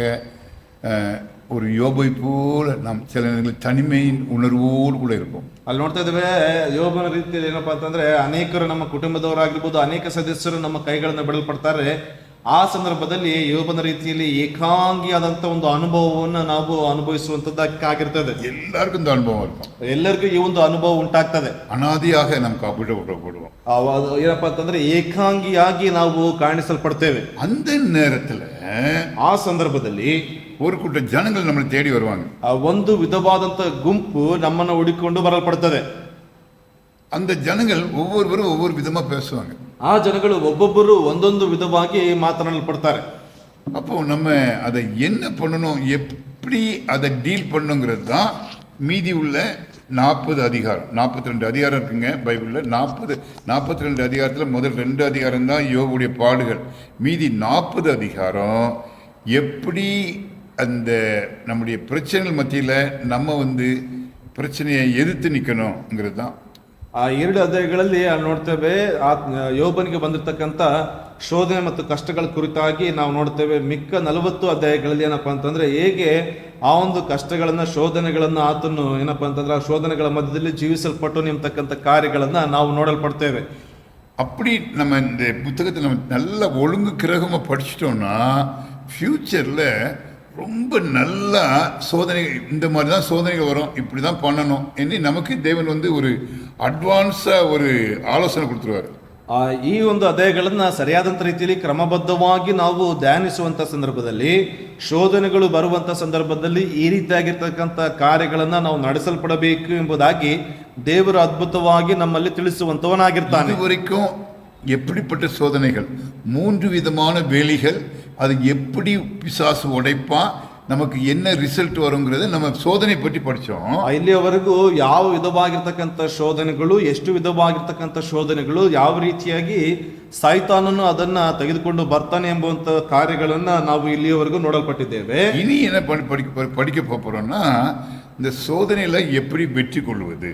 ಇನ್ಮೇಲೆ ಏನು ಓದೋದಕ್ಕೆ ಹೋಗ್ತಾ ಇದೀವಿ ಅಂತಂದ್ರೆ, ಆ ಶೋಧನೆಗಳ ನಡುವೆ ಹೇಗೆ ಜಯವನ್ನ ಹೊಂದುವಂತದ್ದು. பாருங்க, கடைசி அதிகாரத்துல 42 அதிகாரத்துல யோபு ஒரு அருமையான ஸ்டேட்மெண்ட் சொல்லுவாருங்க. ಅಲ್ಲಿ 42ನೇ ಅಧ್ಯಾಯದ ಕೊನೆಯ ಭಾಗದಲ್ಲಿ ಯೋಬನು ಬಹಳ ಅದ್ಭುತವಾಗಿರ್ತಕ್ಕಂಥ ಒಂದು ಮಾತನ್ನ ಆತನು ನುಡಿಯಲ್ಪಡ್ತಾನೆ. 42:5 42ನೇ ಅಧ್ಯಾಯ 5ನೇ ವಚನ. என் காதினால் உம்மை குறித்து கேள்விப்பட்டேன், இப்பொழுதோ என் கண் உம்மை காண்கிறது. ಕಿವಿಯಿಂದ ನಿನ್ನ ವಿಷಯವನ್ನ ಕೇಳಿದ್ದೆನು, ಈಗಲಾದರೂ ನಿನ್ನನ್ನೇ ಕಣ್ಣಾರೆ ಕಂಡೆನು. ஆண்டவரே, உண்மை நான் இந்த சோதனை, கடைசி சோதனைலாம் முடித்த பிறகு அவருக்கு ஆசீர்வாதம் வர்ற நேரத்தில் அவர் சொல்கிறாரு, ஆண்டவர் இந்த சோதனை மூலமாக உண்மை நான் அதிகமாக அறிந்து கொண்டேன். ಆತನು ಈ ಶೋಧನೆಯ ಮೂಲಕವಾಗಿ, ದೇವರೇ ನಿನ್ನನ್ನು ನಾನು ಅಧಿಕವಾಗಿ ಕಣ್ಣಾರೆ ನಾನು ಕಂಡುಕೊಳ್ಳಲ್ಪಟ್ಟೆ. ஆனால் அவிசுவாசியாக இருக்கிறவங்க என்ன பண்ணுவாங்க, ಆದ್ರೆ ಅವಿಶ್ವಾಸಿಗಳಾಗಿರ್ತಕ್ಕಂಥವ್ರು ಏನ್ ಮಾಡ್ತಾರೆ, பயங்கரமான பிரச்சனை வரும்போது சூசைட் பண்ணி செத்துருவாங்க. ಆ ಭಯಂಕರವಾಗಿರ್ತಕ್ಕಂಥ ಒಂದು ಶೋಧನೆ ಅಥವಾ ಸಮಸ್ಯೆಗಳು ಬರುವಾಗ ಆತ್ಮಹತ್ಯೆ ಮಾಡಿಕೊಳ್ತಾರೆ, அல்லது கர்த்தரை குறை சொல்லுவாங்க. ಇಲ್ಲ ಅಂತಂದ್ರೆ ದೇವರ ಕುರಿತಾಗಿ ಕೊರತೆಗಳನ್ನ ಮಾತನಾಡ್ತಾರೆ. ஆனால் விசுவாசிக நாம், ಆದ್ರೆ ವಿಶ್ವಾಸಿಗಳಾಗಿರುವಂತ ನಾವುಗಳು கர்த்தருக்கு ஸ்தோத்திரம் ஸ்தோத்திரம் சொல்லிக்கொண்டே இருக்கவே, ದೇವರಿಗೆ ಸ್ತೋತ್ರಗಳನ್ನ ಹೇಳಿಕೊಂಡೇ ಇರುವಂತವರಾಗಿರ್ತೇವೆ. சரி, இனிமே நம்ம அடுத்த பகுதிக்கு போறோம். ಮುಂದಿನ ಭಾಗಕ್ಕೆ ನಾವು ಹೋಗೋದಕ್ಕಿದ್ದೇವೆ. அப்போ அவர் தனிமையாக இருக்கும்போது அவருடைய நண்பர்கள் 3 பேர் வராங்க. ಆತನು ಏಕಾಂಗಿ ಆಗಿರುವಂತ ಸಂದರ್ಭದಲ್ಲಿ ಆತನ 3 ಜನ ಸ್ನೇಹಿತರು ಅಲ್ಲಿ ಬರಲ್ಪಡ್ತಾ ಇದ್ದಾರೆ. வந்து என்ன பண்றாங்க, ಅವರು ಏನ್ ಮಾಡ್ತಾ ಇದ್ದಾರೆ, ಬಂದು அவனுக்காக அழுகுறாங்க. ಆತನಿಗಾಗಿ ಅಲ್ಲಿ ಏನಪ್ಪಾ ಅಂತಂದ್ರೆ ಕಣ್ಣೀರು ಸುರಿಸ್ತಾ ಇದ್ದಾರೆ. அது மட்டும் இல்ல, ಅದು ಮಾತ್ರವಲ್ಲ, அவங்க அழுதாங்க, ஆறுதல் சொல்ல வந்து உட்கார்ந்துருக்காங்க. ಅಲ್ಲಿ ಏನಪ್ಪಾ ಅಂತಂದ್ರೆ ಆತನನ್ನ ಸಂತೈಸುವುದಕ್ಕಾಗಿ ಅವರು ಬಂದು ಅಲ್ಲಿ ಕೂತ್ಕೊಂಡಿದ್ದಾರೆ. மண்ணಲ್ಲಿ அவங்க மேல போட்டுக்கிறாங்க. ಅವರ ಮೇಲೆ ಏನಪ್ಪಾ ಅಂತಂದ್ರೆ ಮಣ್ಣನ್ನ ಹಾಕಿಕೊಳ್ತಾ ಇದ್ದಾರೆ. 7 நாள் தனியா உட்கார்ந்துருக்காங்க. 7 ದಿವಸ ಅಲ್ಲಿ ಏನಪ್ಪಾ ಅಂತಂದ್ರೆ ವೈಯಕ್ತಿಕವಾಗಿ ಕೂತ್ಕೊಳ್ಪಟ್ಟಿದ್ದಾರೆ. அவங்க அவங்க அவங்களுடைய ஆசை என்ன, ಅವರ ಒಂದು ಆಸೆ ಏನು, உங்க ஃப்ரெண்ட்ஸ் 3 பேருடைய ஆசை என்ன, ಆತನ 3 ಜನ ಸ್ನೇಹಿತರ ಆಸೆ ಏನು, நாங்களாம் இருக்கிறோம், நீ கவலைப்படாத, ನಾವೆಲ್ಲ ಇದ್ದೀವಿ, ನೀನು ಚಿಂತಿಸಬೇಡ, எங்களால் முடிஞ்ச உதவிகள் செய்யறோம், ನಮ್ಮಿಂದ ಸಾಧ್ಯವಾದ ಮಟ್ಟಿಗೆ ಸಹಾಯವನ್ನ ಮಾಡ್ತೇವೆ. நீ கூட ஒரு சில குடும்பங்கள்ல நமக்கு சோதனை வரும்போது சிலர் வந்து என்கரேஜிங் வந்து உட்கார்ந்துருப்பாங்க. ಈ ಒಂದು ದಿವಸಗಳಲ್ಲಿ ಕುಟುಂಬಗಳಿಂದ ಸಮಸ್ಯೆಗಳು ಬರುವಾಗ ಈ ರೀತಿಯಾಗಿ ಕೆಲವು ಏನಪ್ಪಾ ಅಂತಂದ್ರೆ ಸಂತೈಸುವಂತ ಮಾತುಗಳನ್ನು ಮಾತನಾಡೋದಕ್ಕೆ ಕೆಲವರು ಬರ್ತಾರೆ. விசேஷமாக இந்த யாராவது இறந்துட்டாங்க நம்ம வீட்டுல நிறைய பேர் வந்து நமக்கு ಆறுதல் கொடுப்பாங்க. ವಿಶೇಷವಾಗಿ ಈ ಒಂದು ಸಾವಿನ ಮನೆಗಳಲ್ಲಿ ಏನಪ್ಪಾ ಅಂತಂದ್ರೆ ಆ ಒಂದು ಗೋಳಾಡುವಿಕೆಯ ನಡುವೆ ಅನೇಕರು ಬಂದು ಸಾಂತ್ವನಗಳನ್ನು ತಿಳಿಸ್ತಾರೆ, பண உதவி செய்வாங்க, ಹಣದ ಒಂದು ಸಹಾಯವನ್ನು ಮಾಡ್ತಾರೆ. நம்ம தொட்டு நமக்காக அவங்களும் ஆளுவாங்க. ನಮ್ಮನ್ನ ಮುಟ್ಟಲ್ಪಟ್ಟವರಾಗಿ ಅವರು ನಮ್ಮ ಜೊತೆಯಲ್ಲಿ ಸೇರಿ ಗೋಳಾಡುವಂತವರಾಗಿರ್ತಾರೆ. அதே போல இவங்க 3 பேர் நல்ல ஃப்ரெண்ட்ஸ் தான். ಅದೇ ರೀತಿಯಾಗಿ ಈ 3 ಜನರು ಒಳ್ಳೆಯ ಸ್ನೇಹಿತರು. இந்த ஃப்ரெண்ட்ஸ் பற்றி இந்த வர்ற அதிகாரங்கள் எல்லாம் சொல்லப்பட்டிருக்கிறது. ಈ ಸ್ನೇಹಿತರ ಕುರಿತಾಗಿ ಬರುವಂತ ಅಧ್ಯಾಯಗಳಲ್ಲೆಲ್ಲ ಬರೆಯಲ್ಪಟ್ಟಿರ್ತದೆ. நம்ம எல்லாம் நல்லா படிச்சுட்டு வரணும். ನಾವೆಲ್ಲರೂ ಸರಿಯಾಗಿ ಓದಿಕೊಂಡು ಬರಬೇಕು. 3 நண்பர்கள், 3 ಜನ ಸ್ನೇಹಿತರು. அவங்க பேரு என்ன தெரியுமா? ಅವರ ಹೆಸರುಗಳು ಏನೆಂಬುದಾಗಿ ಗೊತ್ತಿದೆಯಾ? ಎಲಿಫಾಸ್, ಪಿಲ್ತಾತ್, ಸೋಫರ್. ಅಲ್ಲಿ ನೋಡ್ತಾ ಇದ್ದೇವೆ ಎಲಿಫೆಜನು, ಜೋಫರನು ಮತ್ತು ಬಿಲ್ದಹನು ಎಂಬುದಾಗಿ. முதலாவது எலிபாஸ், இரண்டாவது பில்தாத், மூன்றாவது சோப்பார். ಮೊದಲನೆಯವನು ಎಲಿಫಜನು, ಬಿಲ್ದಹನು, ಮೂರನೆಯದಾಗಿ ಚೋಫರನು. Very good. அந்த வசனத்தை படிக்கலாம். ಆ ವಚನ ಓದಿಕೊಳ್ಳೋಣ. 11. யோபுடைய 3 சிநேகிதராகிய தேமானியனான எலிபாசும், சூகியனான பில்தாத்தும், நாகமாத்தியனான சோப்பாரும் யோபுக்கு நேரிட்ட தீமைகள் யாவையும் கேள்விப்பட்ட போது அவனுக்காக பரிதபிக்கவும் அவனுக்கு ஆறுதல் சொல்லவும் ஒருவரோடொருவர் யோசனை பண்ணிக்கொண்டு அவரவர் தங்கள் ಸ್ಥಳங்களிலிருந்து வந்தார்கள். ತೇಮಾನ್ಯನಾದ ಎಲಿಫಜನು, ಶೋಹನಾದ ಬಿಲ್ದಹನು, ನಾಮಾತ್ಯನಾದ ಚೋಫರನು ಎಂಬ ಯೋಬನ 3 ಸ್ನೇಹಿತರು ಅವನಿಗೆ ಸಂಭವಿಸಿದ ಆಪತ್ತಿನ ಸುದ್ದಿಯನ್ನು ಕೇಳಿದೊಡನೆ ನಾವೆಲ್ಲರೂ ಕೂಡಿ ನಮ್ಮ ಸಂತಾಪವನ್ನು ತೋರ್ಪಡಿಸಿ ಅವನನ್ನು ಸಂತೈಸೋಣ ಬನ್ನಿರಿ ಎಂದು ಗೊತ್ತು ಮಾಡಿಕೊಂಡು ತಮ್ಮ ತಮ್ಮ ಸ್ಥಳಗಳಿಂದ ಅವನ ಬಳಿಗೆ ಬಂದರು. 3ஆம் அதிகாரத்திலிருந்து 42ஆம் அதிகாரம் வரைக்கும் நிறைய பேர் படிக்க மாட்டாங்க. 3ನೇ ಅಧ್ಯಾಯದಿಂದ ಒಂದು ಕೊನೆ ಅಧ್ಯಾಯದವರೆಗೂ ಅನೇಕರು ಓದುವುದಿಲ್ಲ. ஏன் படிக்க மாட்டாங்க தெரியுமா? ಯಾಕೆ ಓದುವುದಿಲ್ಲ ಗೊತ್ತಾ? புரியாது, ಅದು ಅರ್ಥವಾಗುವುದಿಲ್ಲ. ஆனா எனக்கு ரொம்ப புரியும். ಆದ್ರೆ ಅಂಕಲ್ ಅವರಿಗೆ ತುಂಬಾ ಅರ್ಥವಾಗ್ತದೆ. ஏன்னா நான் ஏற்கனவே 100 தடவை படிச்சிருப்பேன். ಸರಿ ಸುಮಾರು 100 ಬಾರಿ ಆದ್ರೂ ಅದನ್ನ ಓದಿರ್ತಾರೆ. அதனுடைய கமெண்ட்ரில நிறைய படிச்சிருக்கேன். ಅದರ ಒಂದು ಕಮೆಂಟ್ರಿ ಬುಕ್ ಪುಸ್ತಕಗಳನ್ನ ಅಧಿಕವಾಗಿ ಓದಲ್ಪಟ್ಟಿದ್ದಾರೆ. ஆகையினால நான் வந்து இந்த அதிகாரங்களை நீங்க ಸ್ಕಾಲರ್ ಆಗணுಂಗ್ರೆ என்னுடைய ಆಸೆ. ಆ ಕಾರಣದಿಂದಾಗಿ ಈ ಒಂದು ಅಧ್ಯಾಯಗಳಲ್ಲಿ ನೀವೇನಪ್ಪ ಅಂತಂದ್ರೆ ಒಂದು ರೀತಿಯಾದಂತಹ ವಿದ್ವಾಂಸರಾಗಲ್ಪಡಬೇಕು ಎಂಬುದಾಗಿ ನನ್ನ ಒಂದು ಆಸೆ. ஒரு காலத்துல இதே ஸ்டேட்மெண்ட் நாளாகமம் படிக்கும்போது சொன்னேன். நாளாகமத்தை நிறைய பேர் ஸ்கிப் பண்ணுவாங்க. ಇದೇ ಒಂದು ಕಾರ್ಯಗಳನ್ನ ಏನಪ್ಪಾ ಅಂತಂದ್ರೆ நாளாகம ಸೆಕೆಂಡ್ ಕ್ರೋನಿಕಲ್ಸ್ ಅಲ್ಲಿ 2 ಪೂರ್ವಕಾಲ ವೃತ್ತಾಂತ ಪುಸ್ತಕವನ್ನು ಓದುವಂತ ಸಂದರ್ಭದಲ್ಲಿ ಅನೇಕರು ಇದನ್ನ ಬಿಟ್ಟು ಬಿಡ್ತಾರೆ ಎಂಬುದಾಗಿ ನಾನು ತಿಳಿಸಲ್ಪಟ್ಟೆ. ಚಾರ್ಟ್ போட்டு நான் உங்களுக்கு சொல்லி கொடுத்தேன். ಅದರ ಒಂದು ಏನಪ್ಪಾ ಅಂತಂದ್ರೆ ಚಾರ್ಟ್ಗಳನ್ನ ಚಿತ್ರಗಳನ್ನ ಮಾಡಿ ನಿಮಗೆ ತಿಳಿಸಿಕೊಟ್ಟಿದ್ದೇನೆ. அதே போல யோபுவும் ரொம்ப முக்கியமான அதிகாரங்கள் ரொம்ப ஈஸியா அண்டர்ஸ்டாண்ட் பண்ணிக்கலாம். ಅದೇ ರೀತಿಯಾಗಿ ಯೋಬ ಒಂದು ರೀತಿಯಾದ ವಿಶೇಷ ಒಂದು ಪುಸ್ತಕ, ಅದನ್ನ ಸಾಮಾನ್ಯವಾಗಿರ್ತಕ್ಕಂಥ ರೀತಿಯಲ್ಲಿ ಅರ್ಥ ಮಾಡಿಕೊಳ್ಳಲ್ಪಡಬಹುದಾಗಿದೆ. இப்ப 3 ಫ್ರೆಂಡ್ಸ್ வந்து உட்கார்ந்திருக்காங்க. ಈಗ 3 ಜನ ಸ್ನೇಹಿತರು ಬಂದು ಕೂತ್ಕೊಂಡಿದ್ದಾರೆ. இன்னொரு ಫ್ರೆಂಡ್ ಕಡೆಸಿಯ வருவாரு, அவர் பேரு ಎಲಿಹು. ಅಲ್ಲಿ ಇನ್ನೊಬ್ಬ ಸ್ನೇಹಿತನು ಬರ್ತಾನೆ, ಆತನ ಹೆಸರು ಎಲಿಹೋನ್ ಎಂಬುದಾಗಿ ಕೊನೆಗೆ ಬರ್ತಾನೆ. இந்த 3 ஃப்ரெண்ட்ஸும் 3 சுற்றுகள், அதாவது first round, second round, third round யோபுகிட்ட பேசுவாங்க, யோபு ரிப்ளை பண்ணுவார். 3 பேரும் பேசுவாங்க. அப்படி பேசி 3 சுற்று பேசுவாங்க. ಅಲ್ಲಿ ಯೋಬನೊಡನೆ ಏನಪ್ಪಾ ಅಂತಂದ್ರೆ 3 ಸುತ್ತಿನ ಸಂಭಾಷಣೆಯನ್ನು ಮಾಡ್ತಾರೆ. ಮೊದಲನೇ ಸಂಭಾಷಣೆ, ಎರಡನೇ ಸಂಭಾಷಣೆ, ಮೂರನೇ ಸಂಭಾಷಣೆ ಎಂಬುದಾಗಿ ಹೀಗೆ ಆತನ ಜೊತೆಯಲ್ಲಿ ಸಂಭಾಷಣೆಯನ್ನು ಮಾಡ್ತಾ ಇದ್ದಾರೆ. அதுல ஒரே ஒருத்தருக்கு மட்டும் கடைசி சுற்றுல யோபு ரிப்ளை கொடுக்க மாட்டார். ಆದ್ರೆ ಒಬ್ಬ ವ್ಯಕ್ತಿಗೆ ಮಾತ್ರ ಕೊನೆಯ ಸುತ್ತಿನಲ್ಲಿ ಒಬ್ಬ ವ್ಯಕ್ತಿಗೆ ಆತನು ಪ್ರತ್ಯುತ್ತರವನ್ನು ನೀಡುವುದಿಲ್ಲ. மற்ற இதிலெல்லாம் எல்லாருக்கும் உடனே ரிப்ளை கொடுத்துருவார். ಇತರರಿಗೆ ತತ್ಕ್ಷಣವಾಗಿ ಉತ್ತರಗಳನ್ನ ಸದುತ್ತರವನ್ನು ನೀಡ್ತಾ ಇದ್ದಾನೆ.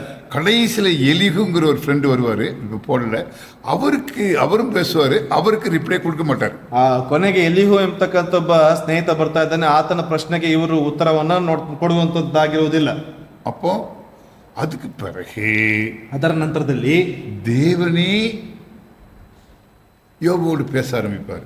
ದೇವರೇ ಆತನ ಜೊತೆಯಲ್ಲಿ ಮಾತನಾಡುವುದಕ್ಕೆ ಪ್ರಾರಂಭಿಸುತ್ತಾರೆ. தேவனுக்கு 2 தடவை ரிப்ளை கொடுப்பாருங்க. ದೇವರಿಗೆ 2 ಬಾರಿ ಆತನು ಉತ್ತರವನ್ನು ಕೊಡ್ತಾರೆ. மொத்தம் ஹோல் பைபிளில் யோபுடைய ரிப்ளை 10 தடவை இருக்கும். ಅಲ್ಲಿ ಸದ್ಯದ ಸಂಪೂರ್ಣ ಭಾಗದಲ್ಲಿ ಯೋಬನ ಒಂದು ಉತ್ತರಗಳು 10 ಬಾರಿ ಅದಿರಲ್ಪಡ್ತದೆ. அதை நீங்கள் உங்கள் பைபிளில் அப்படியே அழகாக இப்போ நான் சொல்ல எலிகள் ಸತ್ಯವೇದದಲ್ಲಿ ಈಗ ನೀವೇನ್ ಮಾಡಬೇಕು ಅಂತಂದ್ರೆ ಅದನ್ನ ನಾನು ಹೇಳ್ತಾ ನಿಮ್ಮ ಸತ್ಯವೇದದಲ್ಲಿ ಅದನ್ನ ಗುತ್ತು ಮಾಡಲ್ಪಡಬೇಕು. ஏன் எழுதணுங்கிறேன்னா, ಯಾಕೆ ಅದನ್ನ ಬರಿಬೇಕು ಎಂಬುದಾಗಿ ಹೇಳ್ತಾ ಇದ್ದೀನಿ ಅಂದ್ರೆ, அப்போ நான் கேள்வி கேட்குறேன், நான் ஒன்று சொல்கிறேன், அவர் ஒன்று சொல்கிறாரு, அப்படி சொல்லி படிச்சிச்சிங்கன்னா ஒரு ட்ராமா மாதிரி இருக்கும். ನಾನು ಕೇಳ್ತಾ ಇದ್ದೇನೆ, ಇನ್ನೊಬ್ರು ಅದಕ್ಕೆ ಉತ್ತರ ಕೊಡ್ತಾ ಇದ್ದಾರೆ, ನಾನು ಕೇಳುವಂತದ್ದಕ್ಕೆ ಉತ್ತರಗಳನ್ನು ಹೇಳುವಂತದ್ದಕ್ಕೆ ಒಂದು ರೀತಿಯಾದಂತ ನಾಟಕದ ರೀತಿಯಲ್ಲಿ ಅದು ಅರ್ಥವಾಗುವಂತದ್ದಾಗಿರ್ತದೆ. யோபு புஸ்தகத்தை சங்கீதத்து பக்கத்தில் ஏன் வச்சாங்க தெரியுமா? ಯೋಬನ ಪುಸ್ತಕವನ್ನ ಕೀರ್ತನೆಯ ಮುಂಭಾಗವಾಗಿ ಯಾಕೆ ಇಟ್ಟಿದ್ದಾರೆ ಗೊತ್ತಾ? இது வந்து பொய்டிக் புக்னு சொல்றாங்க, அல்லது சங்கீதமான புஸ்தகம், இது ஒரு சங்கீதம் தான் சொல்றாங்க.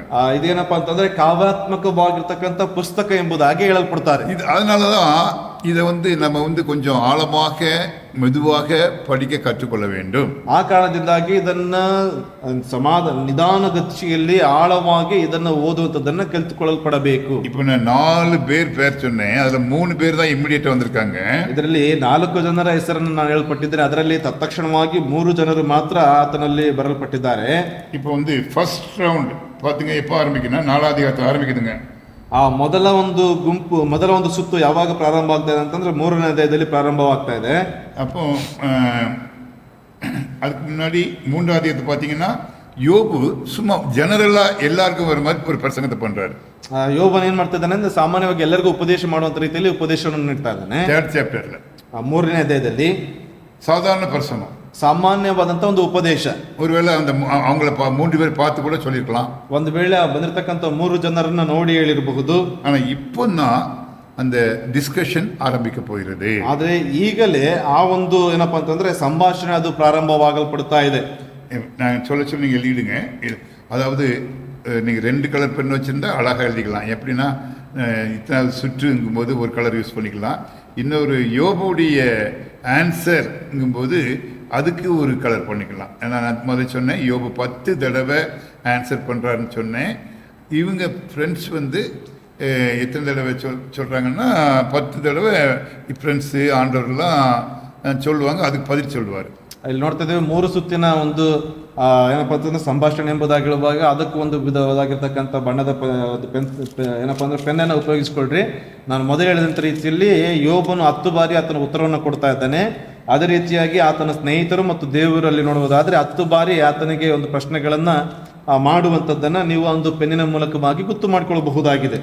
4ಆம் அதிகாரம் 1ஆம் வசனத்துக்கு வாங்க. 4ನೇ ಅಧ್ಯಾಯ 1ನೇ ವಚನಕ್ಕೆ ಬನ್ರಿ. ಫಸ್ಟ್ ರೌಂಡ್, ಮೊದಲ ಒಂದು ಸಂಭಾಷಣೆ, ಮೊದಲ ಸುತ್ತಿನ ಒಂದು ಸಂಭಾಷಣೆ, ಮೊದಲ ಸುತ್ತು ಆರಂಭಿಸಿದೆ. ಮೊದಲ ಸುತ್ತು ಪ್ರಾರಂಭವಾಗ್ತಾ ಇದೆ. எலிபாஸ்ங்கிறவர் பேசுறாருங்க. ಆಗ ಎಲಿಫಜನು ಮಾತನಾಡ್ತಾ ಇದ್ದಾನೆ. 4ஆம் அதிகாரம் முதல் வசனம் படிங்க.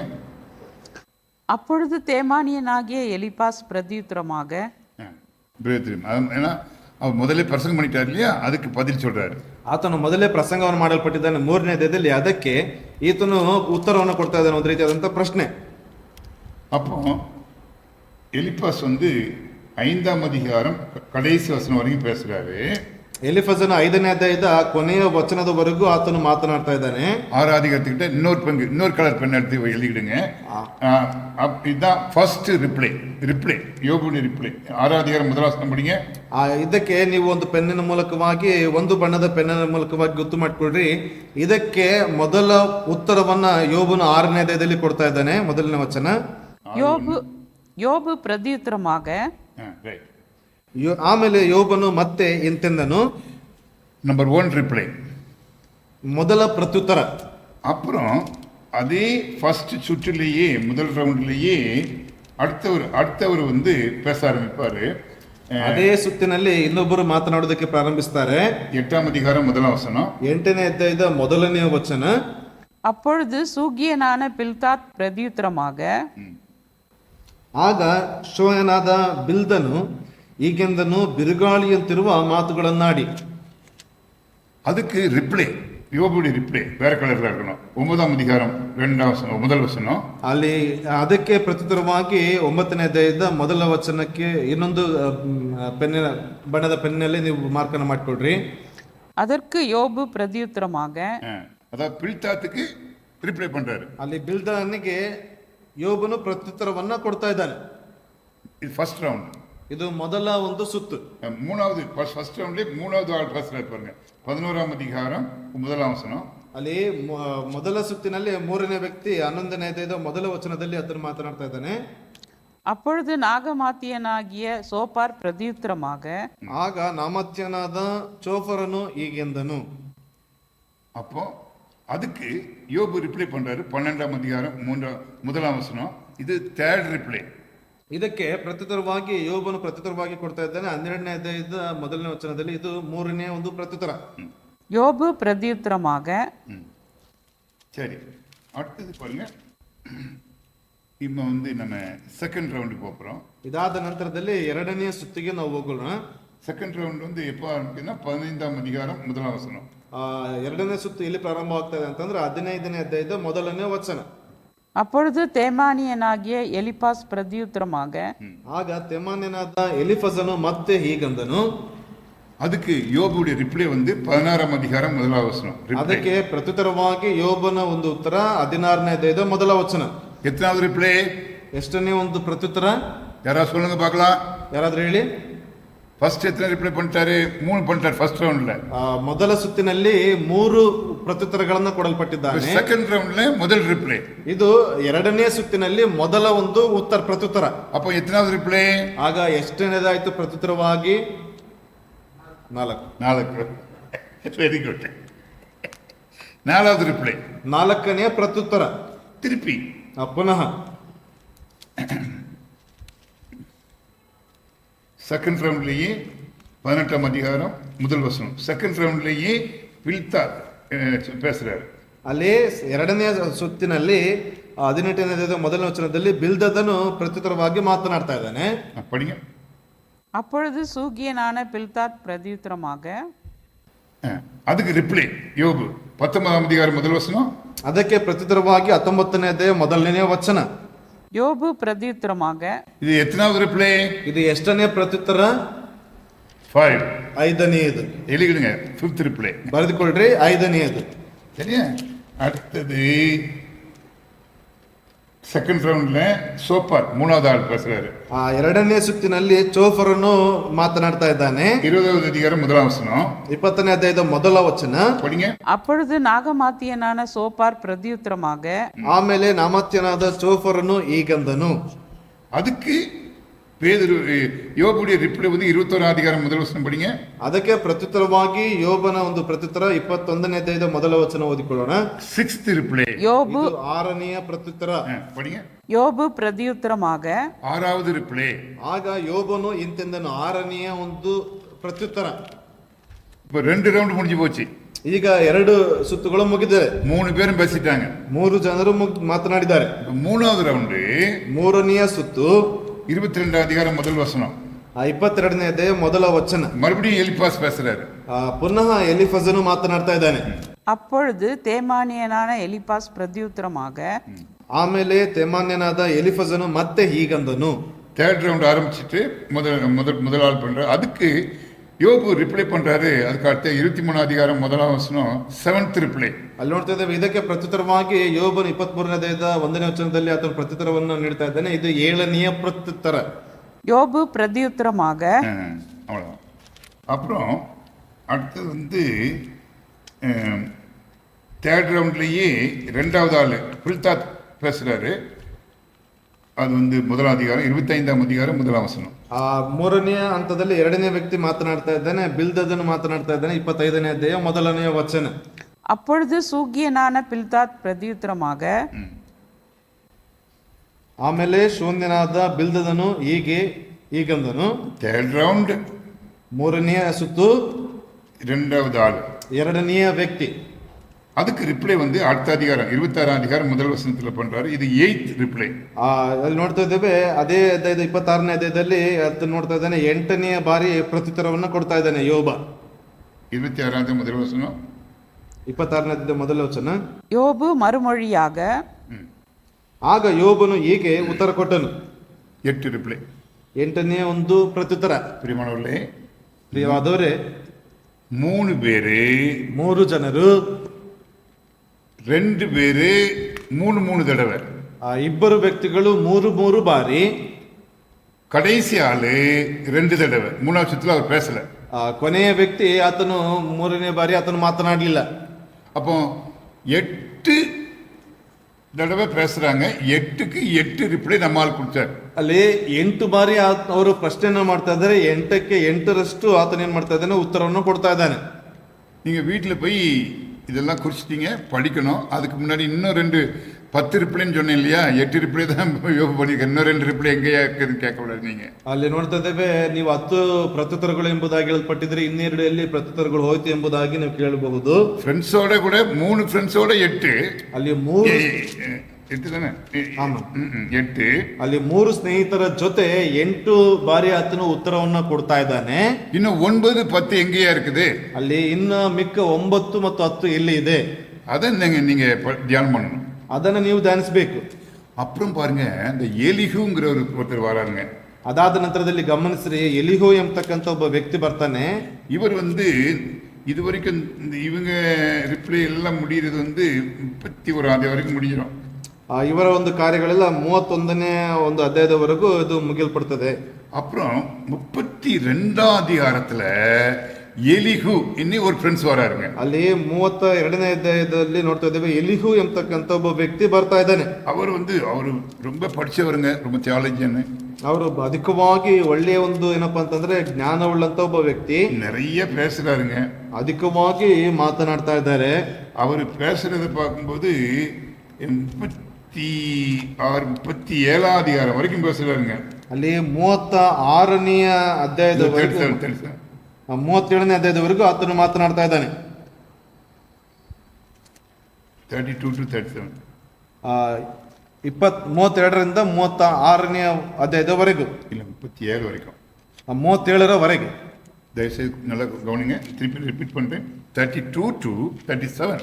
ಅಲ್ಲಿ 32ರಿಂದ 37ನೇ ಅಧ್ಯಾಯದವರೆಗೆ ஒரு எலிஹு அப்படின்னு ஒரு ஃப்ரெண்டு பேசுறாருங்க. ಅಲ್ಲಿ ಎಲಿಹು ಎಂಬತಕ್ಕಂತ ಒಬ್ಬ ಆತನ ಸ್ನೇಹಿತ ಮಾತನಾಡ್ತಾ ಇದ್ದಾನೆ. 4ஆம் அதிகாரத்திலிருந்து 31ஆம் அதிகாரம் வரைக்கும் 3 ஃப்ரெண்டு மாறி மாறி பேசிட்டு இருந்தாங்க. 8 தடவை யோபு ரிப்ளை பண்றாரு. ಅಲ್ಲಿ 4ನೇ ಅಧ್ಯಾಯದಿಂದ 31ನೇ ಅಧ್ಯಾಯದವರೆಗೂ 8 ಬಾರಿ ಆತನ ಸ್ನೇಹಿತರು ಏನಪ್ಪಾ ಅಂತಂದ್ರೆ 3 ಗುಂಪಾಗಿ ಮಾತನಾಡ್ತಾ ಇದ್ದಾರೆ. இங்க 4வது ஃப்ரெண்டு எலிஹு 32லேருந்து 38 வரைக்கும் பேசுறாருங்க. எவ்வளவு பெரிய பிரசங்கம் பாருங்க. ಅಲ್ಲಿ ಈತನ ಸ್ನೇಹಿತನಾಗಿರ್ತಕ್ಕಂಥ ಎಲಿಹು 32ರಿಂದ 37ನೇ ಅಧ್ಯಾಯದವರೆಗೂ ಅಲ್ಲಿ ಆತನು ಮಾತನಾಡ್ತಾ ಇದ್ದಾನೆ. அப்போ யோபு ரிப்ளை இல்லை. ಆಗ ಅಲ್ಲಿ ಯೋಬನ ಪ್ರತ್ಯುತ್ತರ ಅಲ್ಲಿ ಇಲ್ಲ. யோபு அதுக்கு பதிலே சொல்லல. ಯೋಬನು ಅದಕ್ಕೆ ಪ್ರತ್ಯುತ್ತರವನ್ನು ಕೊಡಲೇ ಇಲ್ಲ. ஏன் தெரியுமா? ಯಾಕೆ ಗೊತ್ತಾ? அது கொஞ்சம் நல்ல பிரசங்கம். ಯಾಕೆಂತಂದ್ರೆ ಅದು ಒಂದು ಒಳ್ಳೆಯ ಒಂದು ಉಪದೇಶ. அதை நான் சொல்ல போறேன், வரும்போது சொல்றேன். ಅದನ್ನ ಮುಂಬರುವಂತ ಭಾಗದಲ್ಲಿ ಹೇಳುವುದಕ್ಕಿದ್ದೇನೆ. அதுக்கு ரிப்ளை பண்ணல. அப்புறம் 38ஆம் அதிகாரத்திலிருந்து கர்த்தர் பேச ஆரம்பிக்கிறார். 37ஓட முடிஞ்சு போச்சு. இவர் 38லேருந்து கர்த்தர் பேச ஆரம்பிக்கிறார். ಅಲ್ಲಿ 37ರವರೆಗೂ ಅಲ್ಲಿ ಎಲಿಹೋರ ಒಂದು ಪ್ರಶ್ನೆಗಳು ಅಥವಾ ಆ ಒಂದು ಕಾರ್ಯಗಳು ಮುಗಿತದೆ. 38ರಿಂದ ದೇವರು ಮಾತನಾಡೋದಕ್ಕೆ ಪ್ರಾರಂಭಿಸ್ತಾ ಇದ್ದಾರೆ. 38 ಮೊದಲ ಅಧ್ಯಾಯ படிங்க. 38ನೇ ಅಧ್ಯಾಯದ ಮೊದಲ ವಚನವನ್ನು ಓದಿಕೊಳ್ಳೋಣ. ಆಗ ಯೆಹೋವನು ಬಿರುಗಾಳಿಯೊಳಗಿಂದ ಯೋಬನಿಗೆ ಪ್ರತ್ಯುತ್ತರವಾಗಿ ಹೀಗಂದನು. அப்பொழுது கர்த்தர் பெருங்காற்றிலிருந்து யோபுக்கு உத்தரவாக, கர்த்தர் யோபோடு பேச ஆரம்பிக்கின்றார். ಅಲ್ಲಿ ಯೆಹೋವನು யோபனுடனே ಮಾತನಾಡೋದಕ್ಕೆ ಪ್ರಾರಂಭಿಸ್ತಾ ಇದ್ದಾನೆ. 38 42 அதிகாரம் வரைக்கும் கடைசி மட்டும் ಅಲ್ಲಿ 38ರಿಂದ 42ನೆಯ ಕೊನೆಯ ವಚನದವರೆಗೆ கர்த்தரே பேசுறார் யோபுட்டங்க. ದೇವರೇ ಮಾತನಾಡ್ತಾ ಇದ್ದಾರೆ யோபನ ಜೊತೆಯಲ್ಲಿ. இதாங்க பெரிய பிரசங்கம், பைபிள்லயே பெரிய பிரசங்கம் ஆண்டவர் பேசுனது இங்கதான் பேசியிருக்கிறாரு. ಅಲ್ಲಿ ಸತ್ಯವೇದದಲ್ಲಿ ದೇವರು ಮಾಡಿರ್ತಕ್ಕಂಥ ದೊಡ್ಡ ಉಪದೇಶ ಅದು ಈ ಒಂದು ಅಧ್ಯಾಯದಲ್ಲಿ ನಾವು ನೋಡ್ತೇವೆ. இதுல இந்த கர்த்தர் பேசும்போது யோபு 2 தடவை ரிப்ளை பண்றாருங்க. ಅಲ್ಲಿ ದೇವರು ಮಾತನಾಡುವಂತ ಸಂದರ್ಭದಲ್ಲಿ ಯೋಬನು 2 ಬಾರಿ ಆತನು ಪ್ರತ್ಯುತ್ತರವನ್ನ ಮಾಡ್ತಾ ಇದ್ದಾನೆ. 40வது அதிகாரம் 3 வசனம் பாருங்க. 40ನೇ ಅಧ್ಯಾಯದ 3ನೇ ವಚನ. அப்பொழுது யோபு கர்த்தருக்கு பிரதியுத்தரமாக, ಆಗ யோபನು, ಅಯ್ಯೋ ನಾನು ಅಲ್ಪನೇ ಸರಿ, ನನಗೆ அதுக்கு முன்னாடி அப்போது யோபு கர்த்தருக்கு ಆಗ ಯೋಬನು ஆ, ಕನ್ನಡದಲ್ಲಿ ஆ, சரி 9th ரிப்ளை. ಇದು 9ನೆಯ ಒಂದು ಪ್ರತ್ಯುತ್ತರ. 8 ரிப்ளை முதல் 3 ஃப்ரெண்ட்ஸோட, இது 9வது ரிப்ளை கர்த்தர்கிட்ட. ಅಲ್ಲಿ ಮೊದಲ 8 ಪ್ರತ್ಯುತ್ತರಗಳು ಸ್ನೇಹಿತರಿಗೆ, 9ನೇದು ದೇವರ ಅಲ್ಲಿ ಯೆಹೋವನ ಜೊತೆಯಲ್ಲಿ. அப்புறமா ஆண்டவர் பேச ஆரம்பிக்கிறார். ಅದಾದ ನಂತರದಲ್ಲಿ ದೇವರು ಮಾತನಾಡೋದಕ್ಕೆ ಪ್ರಾರಂಭಿಸ್ತಾರೆ. அப்புறம் 10வது ரிப்ளை வருது பாருங்க யோபுட்டிருந்து. ಆಗ 10ನೇ ಒಂದು ಪ್ರತ್ಯುತ್ತರ ಬರ್ತಾ ಇದೆ ಯೋಬನಿಂದ. 42 அதிகாரம் 1வது வசனம். 42ನೇ ಅಧ್ಯಾಯದ ಮೊದಲ ವಚನ படிங்க. அப்பொழுது யோபு கர்த்தருக்கு பிரதியுத்தரமாக, ಆಗ ಯೋಬನು ಯೆಹೋವನಿಗೆ ಪ್ರತ್ಯುತ್ತರವಾಗಿ ಹೀಗಂದನು. கர்த்தருக்கு 2 தடவை கர்த்தருக்கு பிரயತ್ನ பண்றான். 2 ಬಾರಿ ಯೆಹೋವನಿಗೆ ಆತನು ಪ್ರತ್ಯುತ್ತರವನ್ನು ಕೊಡ್ತಾ ಇದ್ದಾನೆ. 10வது ரிப்ளை. 10ನೆಯ ಒಂದು ಪ್ರತ್ಯುತ್ತರ. மரியப்பா எல்லாரும் புரியுதா மரியப்பா? ಎಲ್ಲರಿಗೂ ಅರ್ಥ ಆಗ್ತಾ ಇದೆ ಅಲ್ವಾ? 10 ரிப்ளைஸ். 10 ಏನಪ್ಪಾ ಅಂತಂದ್ರೆ ಪ್ರತ್ಯುತ್ತರಗಳು. 8 ரிப்ளை ஃப்ரெண்ட்ஸ் கிட்ட, 10 ಉತ್ತರಗಳು ಸ್ನೇಹಿತರ ಜೊತೆಯಲ್ಲಿ. 4வது ஃப்ரெண்ட்ஸ் கிட்ட ನೋ ರಿಪ್ಲೈ. 4ನೆಯ ಸ್ನೇಹಿತನ ಜೊತೆ ಯಾವುದೇ ಉತ್ತರಗಳನ್ನ ಕೊಡ್ತಾ ಇಲ್ಲ. கர்த்தர் கிட்ட 2 தடவை ரிப்ளை பண்றாரு. ಯೆಹೋವನ ಜೊತೆಯಲ್ಲಿ 2 ಬಾರಿ ಪ್ರತ್ಯುತ್ತರವನ್ನ ಆತನು ನೀಡ್ತಾ ಇದ್ದಾನೆ. நெக்ஸ்ட் என்னுடைய கிளாஸ்ல அதுல சில வசனங்களை எடுத்து அவரு சோப்பார் என்ன சொன்னாரு, பில்தாத்தர் என்ன சொன்னாரு, எலிகோ என்ன சொன்னார் சொல்லி நான் உங்களுக்கு நான் ಕ್ಲಾಸ್ ಬರುವಂತ ಅಧ್ಯಾಯದಲ್ಲಿ ಅಲ್ಲಿ ಎಲಿಯೇಜರನ್ನು, ಜೋಫರನ್ನು, ಬಿಲ್ದನ್ನು ಏನಂತ ಅವ್ರನ್ನೇನಂತ ಹೇಳಿದ್ರು, ಅದಕ್ಕೆ ಇವತ್ತು ಯಾವೆಲ್ಲ ಒಂದು ಉತ್ತರಗಳನ್ನ ಕೊಟ್ಟಿದ್ದಾನೆ ಎಂಬುದಾಗಿ ನಾನು ತಿಳಿಸುವಂತವನಾಗಿರ್ತೇನೆ. நீங்க படிச்சுட்டு வந்தீங்கன்னா ரொம்ப வழக்கம் நல்லா இருக்கும். ನೀವು ಓದಿಕೊಂಡು ಬರುವುದಾದ್ರೆ ಬಹಳ ಸ್ಪಷ್ಟವಾದಂತ ಒಂದು ವಿವರಣೆ ಸಿಗಲ್ಪಡ್ತದೆ. நான் பாக்குறேன், எனக்கு சரியா கண்ணு தெரிய மாட்டேங்குது. ಈಗ ನಾನು ಓದ್ತಾ ಇದ್ದೇನೆ, ಅದು ಸರಿಯಾದ ಕಣ್ಣು ಕಾಣಿಸ್ತಾ ಇಲ್ಲ. இந்த கண்ணாடி போட்டவொடனே எனக்கு நல்லா கண்ணு தெரியுது. ಆ ಕನ್ನಡಕವನ್ನು ಹಾಕುವಂತ ಸಂದರ್ಭದಲ್ಲಿ ಸರಿಯಾಗಿ ನನಗೆ ಕಾಣ್ತಾ ಇದೆ. இப்போ இந்த யோபுக்கு ஒரு 5 பேரு யோபோடு கூட பேசுறாங்க. ಯೋಬನ ಜೊತೆಯಲ್ಲಿ 5 ಜನ ಆತನೊಡನೆ ಸಂಭಾಷಣೆಯನ್ನು ಮಾಡ್ತಾರೆ. 5 பேர் யாரு? 5 ಜನ ಯಾರ್ಯಾರು? ಎಲಿಫಾಸ್, ಎಲಿಫಜನು, பில்தாத், ಬಿಲ್ದದನು, சோப்பார், ಸೋಫರನು, எலிகு, ಎಲಿಹು, கர்த்தர். ಯೆಹೋವನು. 5 பேருக்கும் 10 தடவை டோட்டலா ரிப்ளை கொடுக்கிறார். ಆ 5 ಜನರಿಗೂ 10 ಬಾರಿ ಆತನು ಪ್ರತ್ಯುತ್ತರವನ್ನ ಕೊಡ್ತಾ ಇದ್ದಾನೆ. இந்த எலிபாஸ் யாரு? ಈ ಎಲಿಫಜನು ಯಾರು? அத நீங்க அவருடைய கேரக்டர் நீங்க மனசுக்குள்ளே வச்சு படிச்சீங்கன்னா படிக்கிறதுக்கு ரொம்ப நல்லா இருக்கும். அதான் நான் கண்ணாடி போட்ட மாதிரி சொல்றேன். ಆ ಎಲಿಫಜನ ಕುರಿತಾಗಿ ಆತನ ಗುಣಲಕ್ಷಣಗಳನ್ನ ಅರ್ಥ ಮಾಡಿಕೊಂಡು ಓದಿದ್ರೆ, ಅದೇ ನಾನು ಹೇಳಿದೆ, ಕನ್ನಡಕವನ್ನು ಹಾಕಿಕೊಂಡು ಓದುವಂತ ರೀತಿ.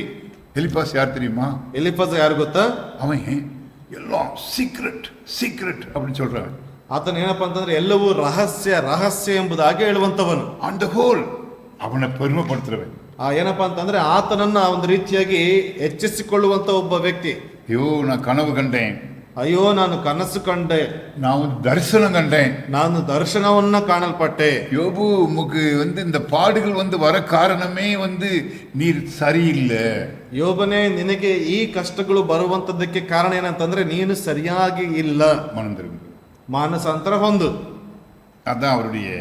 அப்போ இப்படிப்பட்ட ஒரு கூட்டத்தாரை இன்னைக்கும் நம்முடைய சமுதாயத்தில் சந்திக்கிறோம். ಈ ರೀತಿಯಾಗಿರ್ತಕ್ಕಂಥ ಗುಂಪುಗಳನ್ನ ಈಗಲೂ ಸಹ ನಮ್ಮ ಸಭೆಗಳಲ್ಲಿ ಅಥವಾ ನಮ್ಮ ಸಮುದಾಯಗಳಲ್ಲಿ ನಾವು ಕಾಣಲ್ಪಡ್ತೇವೆ. தீர்க்க தரிசனம் சொல்லுவாங்கங்க. ಪ್ರವಾದನೆ ಎಂಬುದಾಗಿ ಹೇಳ್ತಾರೆ. அப்புறம் அது நடக்கலன்னா அவங்க சொன்னது நடக்காது. சில நேரத்தில் ಕೆಲವು ಸಂದರ್ಭಗಳಲ್ಲಿ ಅವ್ರು ಹೇಳುವಂಥದ್ದು ನಡೆಯುವುದಿಲ್ಲ. ஒன்றா வந்து யூஸ்வலாக வருஷத்தில் 1ஆம் தேதி சொல்லுவாங்க, இந்த வருஷத்தில் மழையா பெய்யும் அப்படிம்பாங்க. ಅವರು ವರ್ಷದ ಮೊದಲ ಭಾಗದಲ್ಲಿ ಹೇಳ್ತಾರೆ, ಈ ಒಂದು ವರ್ಷ ಸಂಪೂರ್ಣ ಬಹಳ ಮಳೆ, ಅಧಿಕವಾಗಿರ್ತಕ್ಕಂಥ ಮಳೆ ಸುರಿತದೆ, ஆனால் மழை பெய்யாது. ಆದ್ರೆ ಮಳೆ ಸುರಿಯುವುದಿಲ್ಲ. அப்போ என்ன சொல்லுவாங்க, ಆಗ ಏನ್ ಹೇಳ್ತಾರೆ, நம்மலாம் பாவம் பண்ணிட்டோம், அதனால தான் மழை பெய்யல. மழை பெய்யணும்னு ஆண்டவர் ஆசைப்பட்டாரு, நம்ம பாவம் வந்து மழை நிப்பாட்டிடுச்சு. ಅಲ್ಲಿ ದೇವರು ಮಳೆಯನ್ನು ಸುರಿಸಬೇಕೆಂಬುದಾಗಿ ಆಸೆ ಪಟ್ಟರು, ಆದ್ರೆ ನಮ್ಮ ಪಾಪಗಳಿಂದಾಗಿ ಅದು ಮಳೆ ಸುರಿಲಿಲ್ಲ. இது வந்து ஒரு பொய் தீர்க்கதரிசி. ಇದು ಸುಳ್ಳಾದಂತ ಪ್ರವಾದನೆ. உண்மையான தீர்க்கதரிசி இருக்காங்க, ನಿಜವಾದಂತ ಪ್ರವಾದಿಗಳಿದ್ದಾರೆ, நான் இல்லைன்னு சொல்ல மாட்டேன், ಇಲ್ಲ ಎಂಬುದಾಗಿ ಹೇಳುವುದಿಲ್ಲ. ஏன்னா நான் வந்து இந்த பைபிளில் ஒவ்வொரு வார்த்தையும் தீர்க்கதரிசனம் நம்புறேன். ನಾನು ಸತ್ಯವೇದಿರ್ತಕ್ಕಂಥ ಒಂದೊಂದು ಮಾತುಗಳು ಪ್ರವಾದನೆ ಎಂಬುದಾಗಿ ನಾನು ನಂಬುವಂತ ವ್ಯಕ್ತಿ. சரி, இது வந்து எலிப்பாசுடைய கேரக்டர். ಇದು ಎಲಿಫಜನ ಒಂದು ಗುಣಲಕ್ಷಣ. இந்த சோப்பார் இருக்காரு, ಇಲ್ಲಿ ಜೋಫರನ್ ಇದ್ದಾನಲ್ವಾ, அவர் 2வது ஃப்ரெண்டு, யோபுடைய ஃப்ரெண்டு, செகண்ட் ஃப்ரெண்ட், ಎರಡನೆಯ ಸ್ನೇಹಿತ சோப்பார். சாரி,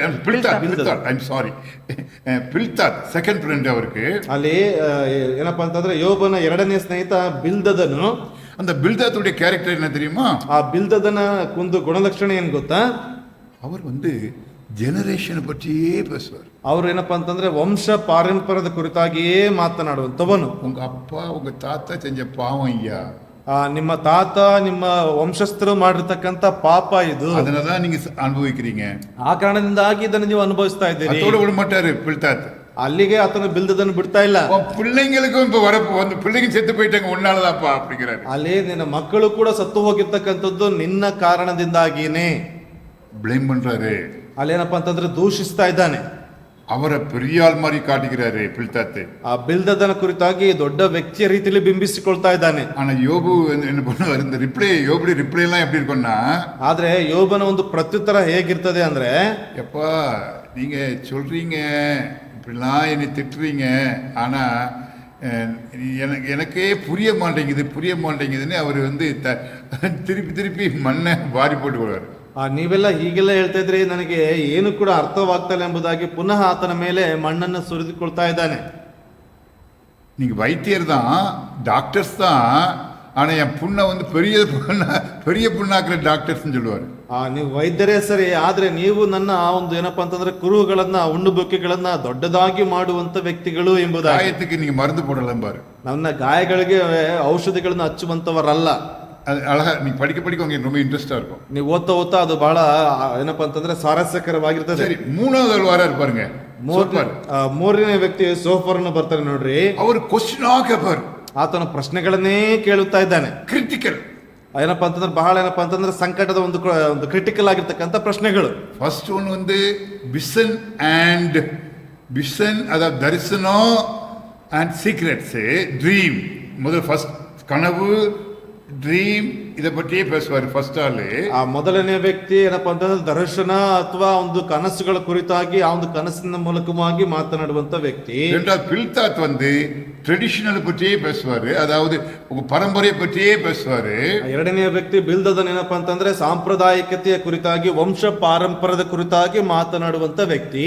மூணாவது வந்து சோப்பார் வந்து கிரிட்டிக்கல், குறை சொல்றதே, நீ சரியில்லை, நீ வந்து விதைக்கிறதா இருக்கிற, அது சரியில்லை இது சரியில்லைன்னு ಕ್ವಶನ್ பண்ணிக்கிட்டே இருப்பாங்க இன்னைக்கு. ಅಲ್ಲಿ ಮೂರನೇದಾಗಿ ಜೋಫರ್ ಏನಪ್ಪಾ ಅಂತಂದ್ರೆ ಬಹಳ ಕ್ರಿಟಿಕಲ್ ಆಗಿ ಮಾತನಾಡುವಂತ ವ್ಯಕ್ತಿ, ನೀನು ಬಿತ್ತಿದನ್ನು ಕೊಯ್ಯುವಂತವನೇ ವ್ಯಕ್ತಿ ಎಂಬುದಾಗಿ ಆ ರೀತಿಯಾಗಿ ಆತನಿಗೆ ಏನಪ್ಪಾ ಅಂತಂದ್ರೆ ಒಂದು ಕೊರತೆಗಳನ್ನ ಮೂಲಕವಾಗಿ ಮಾತನಾಡ್ತಾ ಇದ್ದಾನೆ. ಆರಾய்ச்சி பண்ணி பாரு ಅಂತ ಹೇಳುವರು. ನೀನು ಏನಪ್ಪಾ ಅಂತಂದ್ರೆ ನಿನ್ನನ್ನು ವಿಮರ್ಶೆ ಮಾಡಿಕೊಂಡು ನೋಡು ಎಂಬುದಾಗಿ. இன்னைக்கு 3 வகையான ஆட்களை நம்ம சமுதாயத்தில் பார்க்கிறோம் இல்லையா? ಈ ಒಂದು ದಿವಸಗಳಲ್ಲಿ 3 ವಿಧವಾಗಿರ್ತಕ್ಕಂಥ ವ್ಯಕ್ತಿಗಳನ್ನ ನಮ್ಮ ಸಮುದಾಯಗಳಲ್ಲಿ ನಾವು ನೋಡ್ತೇವೆ. சரி, 4வது ஒருத்தர் வராரு, எலிகு. ಅಲ್ಲಿ 4ನೇ ವ್ಯಕ್ತಿ ಎಲಿಹು ಬರ್ತಾ ಇದ್ದಾನೆ. ಅವರಿಗೆ ರಿಪ್ಲೈ பண்ண மாட்டாரு, ಆತನಿಗೆ ರಿಪ್ಲೈ ಮಾಡ್ತಾ ಇಲ್ಲ.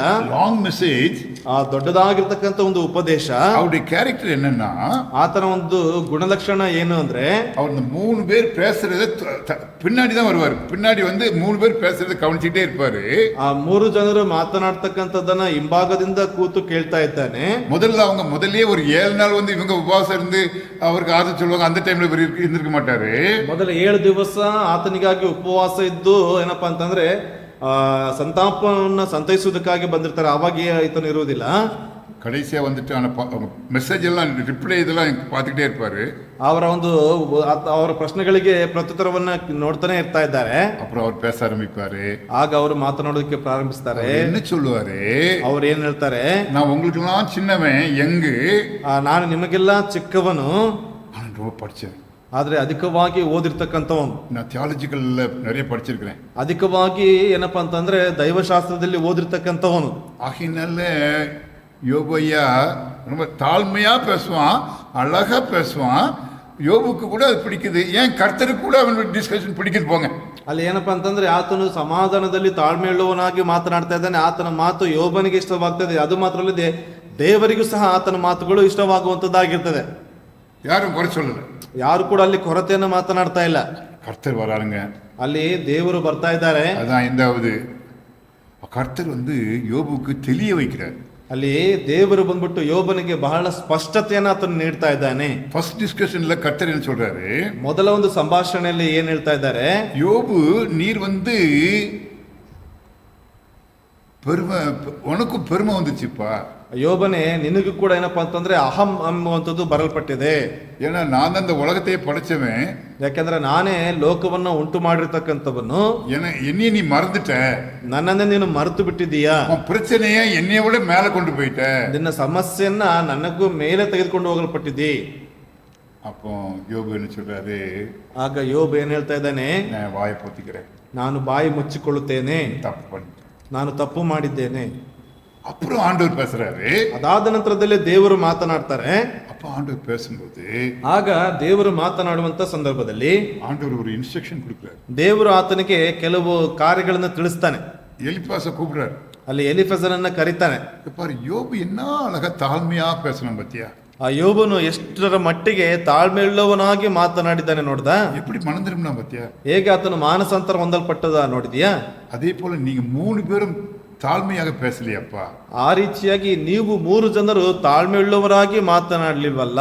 அதனால இப்ப யோபு உங்க 3 பேருக்காக ஜெபம் பண்ணுவான்.